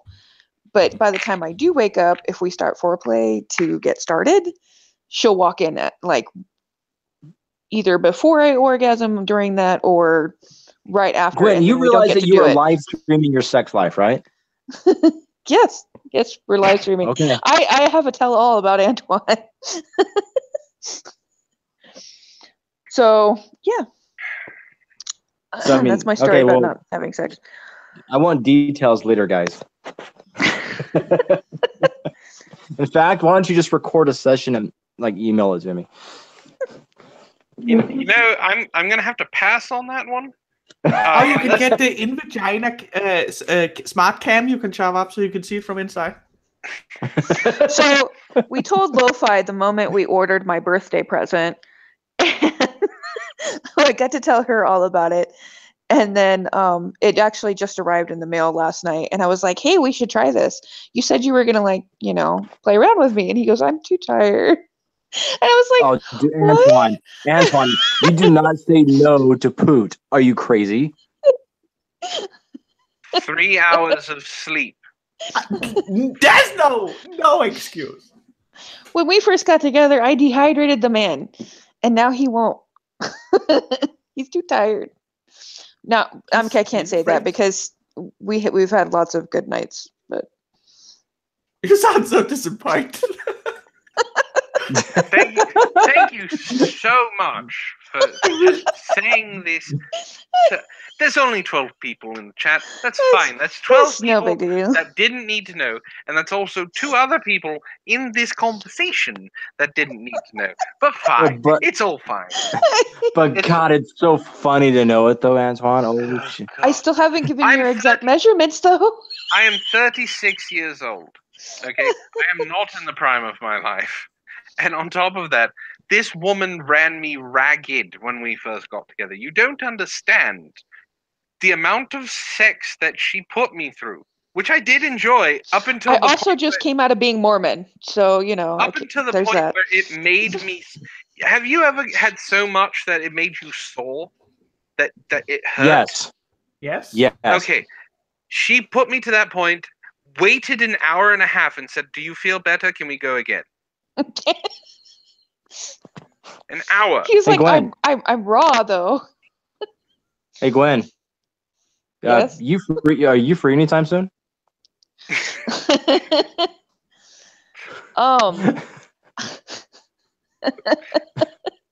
That's a joke, goddammit. It's a joke, okay?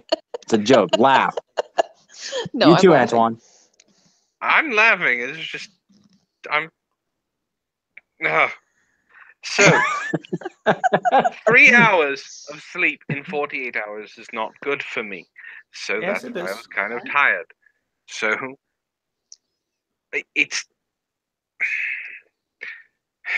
we're going to be trying it out after the stream. Now I don't know if you can try it out now during the stream. I'm not trying it out during the stream.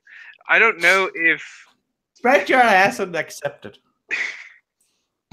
I don't know if she was telling this story to get to the funny part that we were talking about earlier. I've used one of these things on my girlfriends before. Apparently, she's never had one.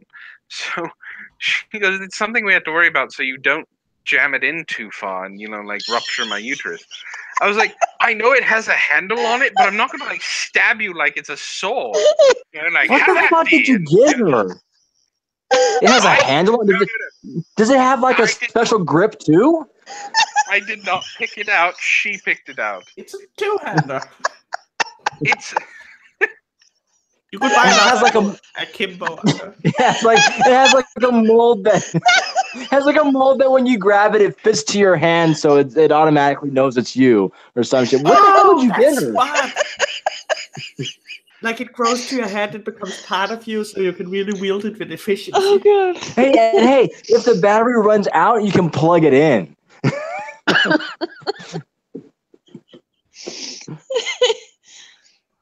It might draw all the power out from the fucking house, but this is like some primo shit. Like this is the kind of stuff that you would like order from like those late night shows or something. You just don't find this on the internet. You have to like stay up late to look at it. No, she picked it out. Do you want to know? We went to 2 different sites, and one of them had 34 pages of vibrators. 34 fucking pages. How many goddamn toys are out there? Oh, geez, this is creative. And you know what's funny? Is like I always grew up hearing that like women never do that kind of thing. They never masturbate. I'm like, oh bullshit. There's a whole market for it. Exactly, but so it's okay. It's not necessarily a handle, but there's a grip on it, right? There's a grip. Does it have like a polycarbon fiber grip or something that's like really expensive and like developed by NASA? Yeah, there's like aerodynamic.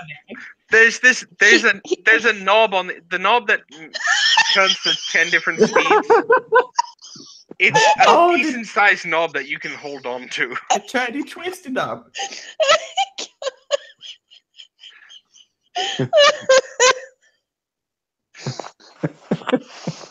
Oh god.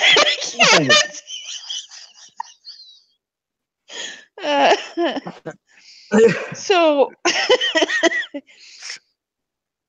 he's talking about the end where the batteries go in. You know how like there's like a little plastic end with casing, it's and a then knob. So is it like, can you like use either ends? I mean, does it work that way too? It's it's the place you put on the table so it dances when it's turned on. Oh my god, my freaking head. What's even worse is she was on stream with us and we were talking about Bad Dragon, and I decided to show her Bad Dragon.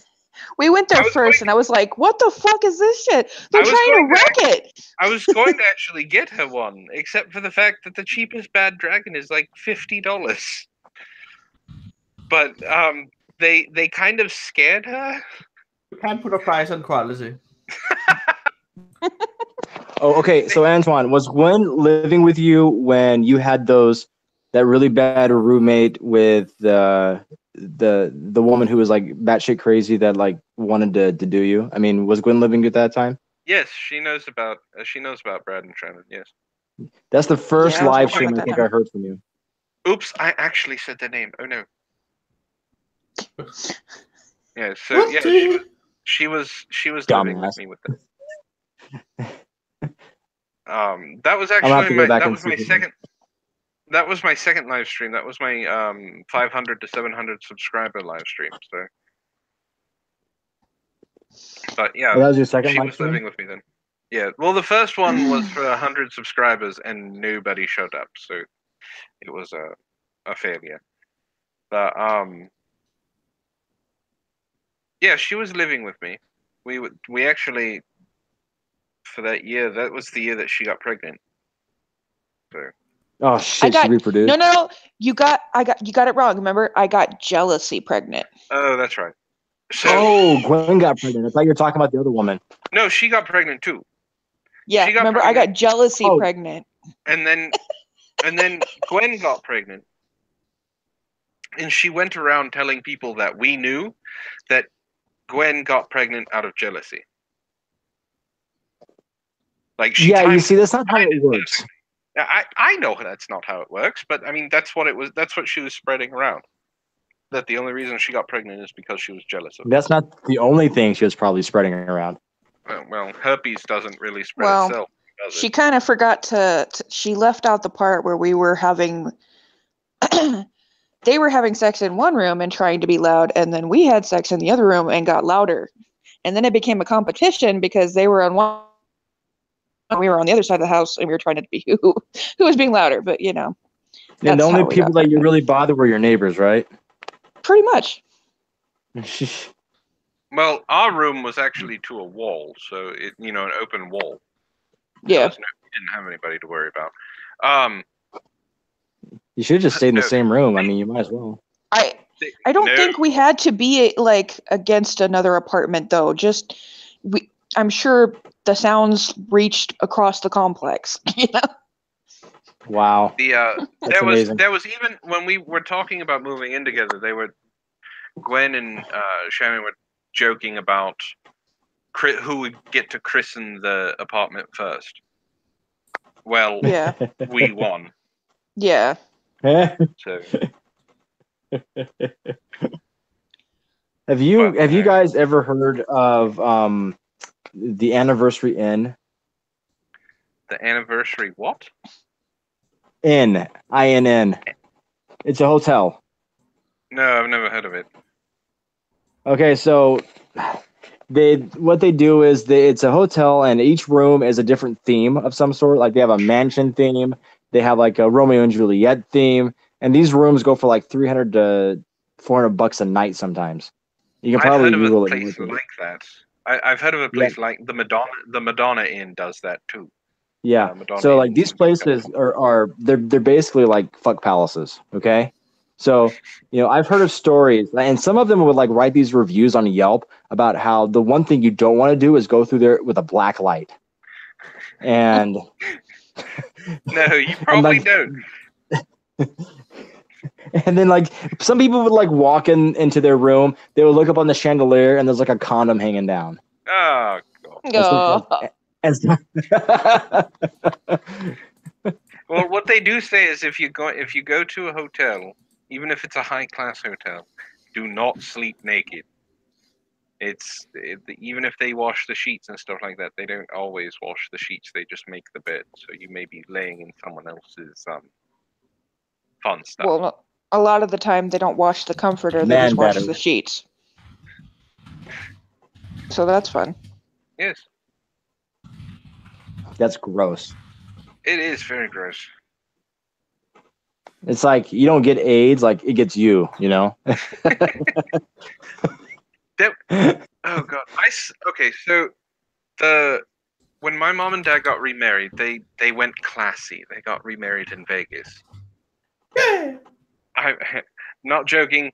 The minister was an actual Elvis impersonator, but they went looking for that. They wanted to have fun with it, so we ended up staying. And at the time, I was really into I still like playing Texas Hold'em, but I wanted to become a professional poker player. I still kind of do, but I don't have the bankroll for it. So we stayed at the Stratosphere. Huh? Mine does. But we stayed. I know. All he has to do is sell one card. So we stayed at the Stratosphere while all of the ceremony and stuff was going on, and then we were going to stay because we wanted to have a mini vacation. So my ex-wife and I stayed at this off the strip. Like it's not off the strip, but I could look out my window and see the Vegas airport. That's how, and it was just this run down fucking casino. It's not there anymore. when we got into the room, I didn't want to take anything off. I didn't want to get comfortable because that's how the room made me feel. Like you don't want to go to sleep with all of your clothes on. It's the worst hotel I've ever been in. And I've slept on the street, okay? I've slept in parking garages. And I would rather take the parking garage than that hotel room. Wow. That's bad. That's really bad. Thought I was going to catch something. Probably would have.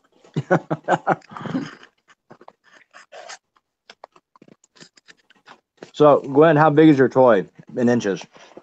Compared to Antwon's stick. Or should I say What did we feet? say? It's about the same size? About the same size. Pretty damn so close. How big is the toy? That's a trick question.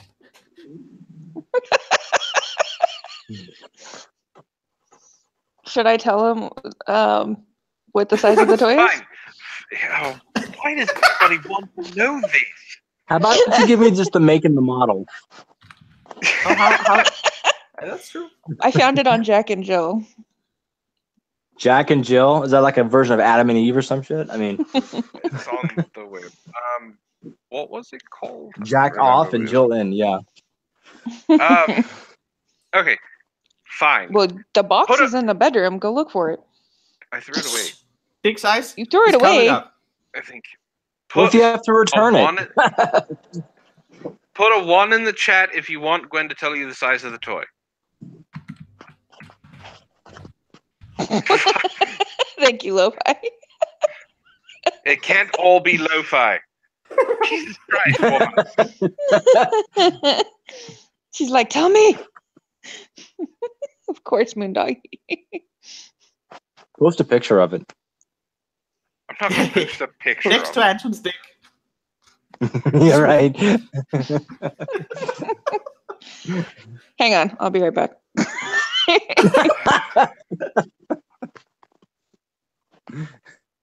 They want to know the size of the toy.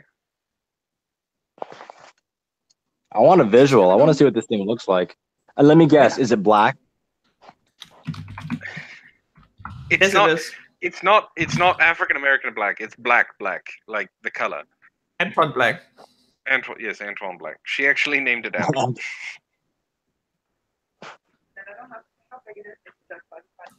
So if you get like one of those like little masturbatory sleeves or something, you can call it Antwon. Oh God. What, you want it on video there? No, I'm not. We're not putting it on video. Yes, you are. No, we're not. Yes. Oh, by all Oh my means, do God. this, please. What is wrong with you, woman? You know what? And she's not even drunk. Do you understand that? This is not drunk Gwen. This is normal Gwen. This is Drunk after. Gwen. This is drunk Gwen is worse. Oh God, she's gonna turn on her camera for this. She came and got it and took it out into the living room so she can use her tablet.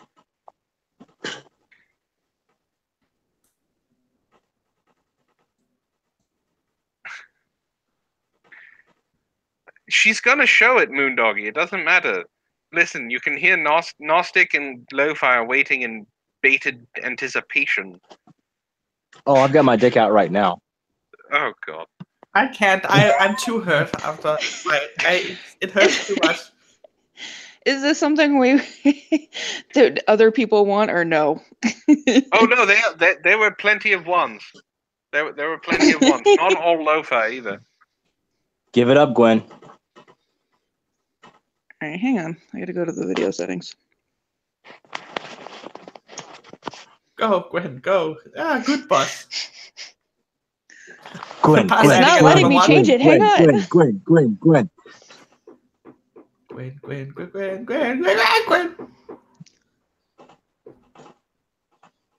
Ted is covering his eyes. It's not letting And me. Moondoggy came and pressed one. Is Knight in there? Knight's still in the chat, yeah. Hey, buddy, how's it going? I miss you, Knight. I want to talk about how fortunate you are.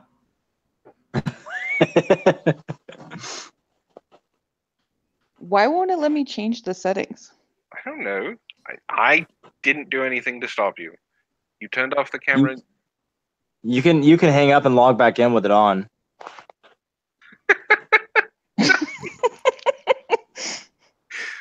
That's how eager he is to see it. No matter how you do it, we just want it to happen. I'm not stopping stream before we see it. Aha. Oh. Not enough Hold it light. to the Not light. enough light. We can back. Oh my god. Okay. It's hang on. veiny. And I was Yes, it's the realistic style. Oh, my unplugged my free microphone.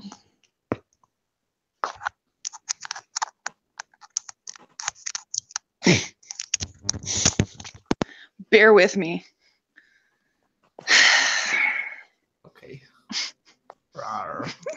Nice lamp. Oh, that's Thanks. better. I don't know if that even helps. Oh, they can see it. Jesus Christ, Gwen, that's gonna hurt you. She's used to it. No, it's not. Needs to go bigger.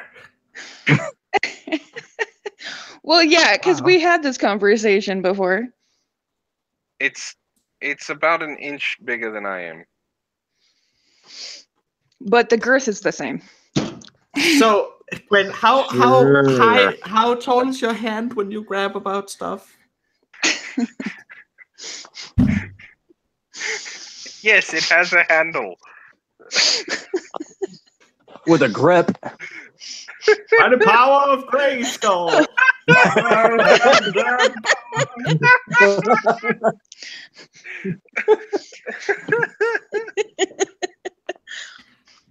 All right, now that you all know about my sex life. Well, we Oh, know I about would those share guys. mine, but it doesn't exist that Scratched much. it. I don't need to share mine any more than I do. That's very true. That's okay. I've been on the Bad Dragon website and you've told me what you use.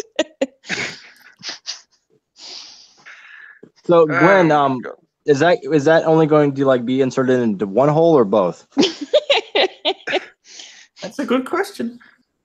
Probably just the one. Okay. So like baby steps, right?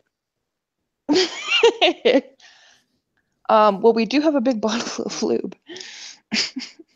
You're gonna need it.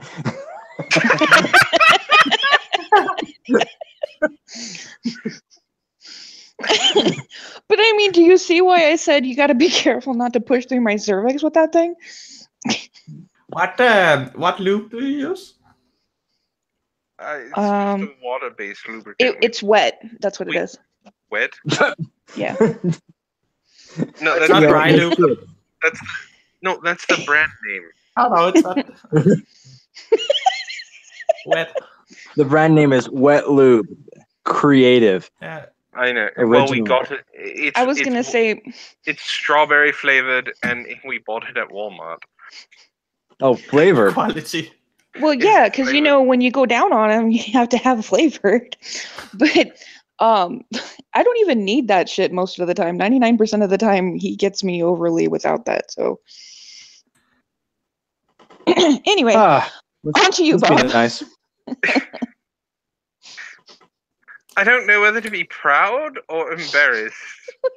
Now, Antwon, I don't think you really understand how good you have it. Oh my God. See, just the he fact always that tells me that. what? Well, you're like, you're welcome. I just gave you 12 orgasms. See, Antwon, you may not have Black Lotus, but you have Gwen. There you go. You could buy a house for her. I've tried to buy a house. Don't have money for it yet. No, you could buy a house with her. Oh. As the pay price. I'm not suggesting prostitution, but it's an Wow. option. Lo-fi. Wow. Wow. So this has turned into a That's- serious after dark conversation. This whole stream, pretty much. Only after you invited me on. You need to make this like mature 17 and older rated. Tom says you gotta have flavor, and here we all been sucking on plain dicks like chumps.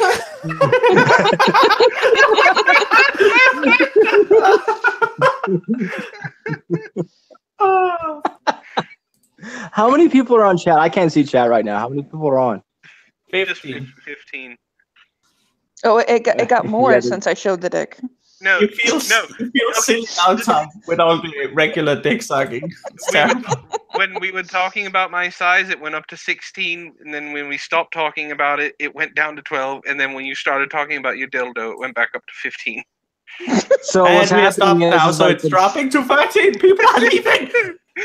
So Antoine, so like it's are you saying that like the number of people in chat is commensurate with your flaccid and hard on size? I mean, that's what I'm hearing you say. I'm not a monster. I would admit that. Oh god. See you later, King. See you, King. Love you. Sell some cards, fucker. Send me some Black Lotus. Anyway, this hangout went way different than I thought it was going to. But just No, I've already named it Antwon. no. Obviously, The Antwon's dildo name has is not a name. Antwon, but I have named it Antwon because of his black characters. Yeah, you see, Antoine is a appeal. black name. So, yeah. Well, not only that, but it's jet black. It matches his character. Oh, it is black, that's for sure. Black as night.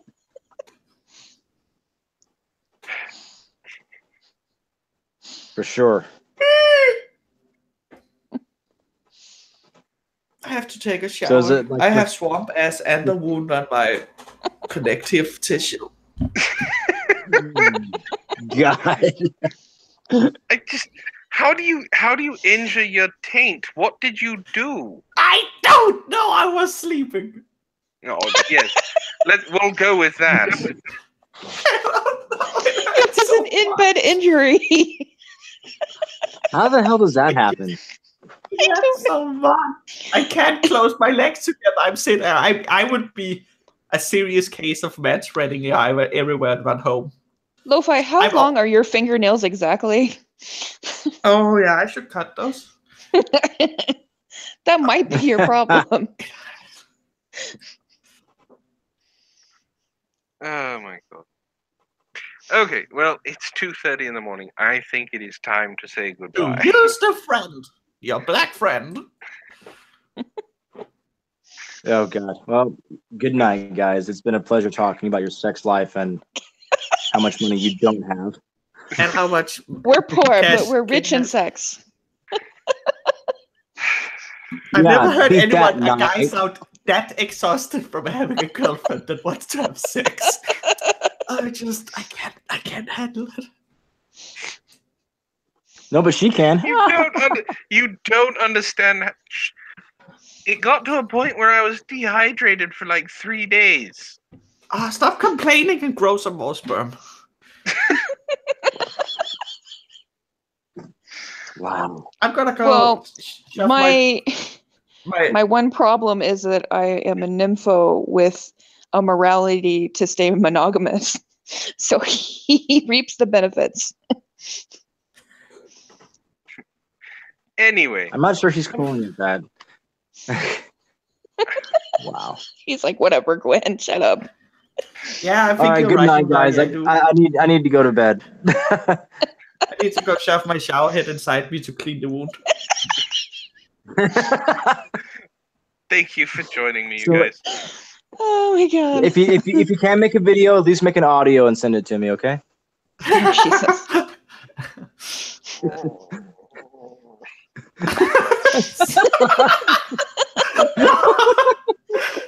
And just groaning.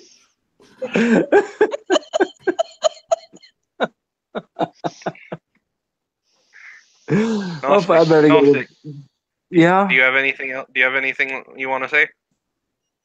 Oh, I got all kinds of shit I want. Well, support me on Patreon.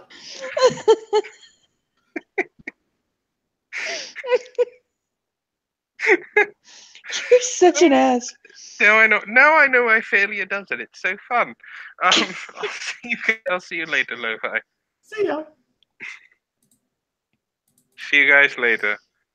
Have Bye. a good night or morning, whichever it is for you. Send me money.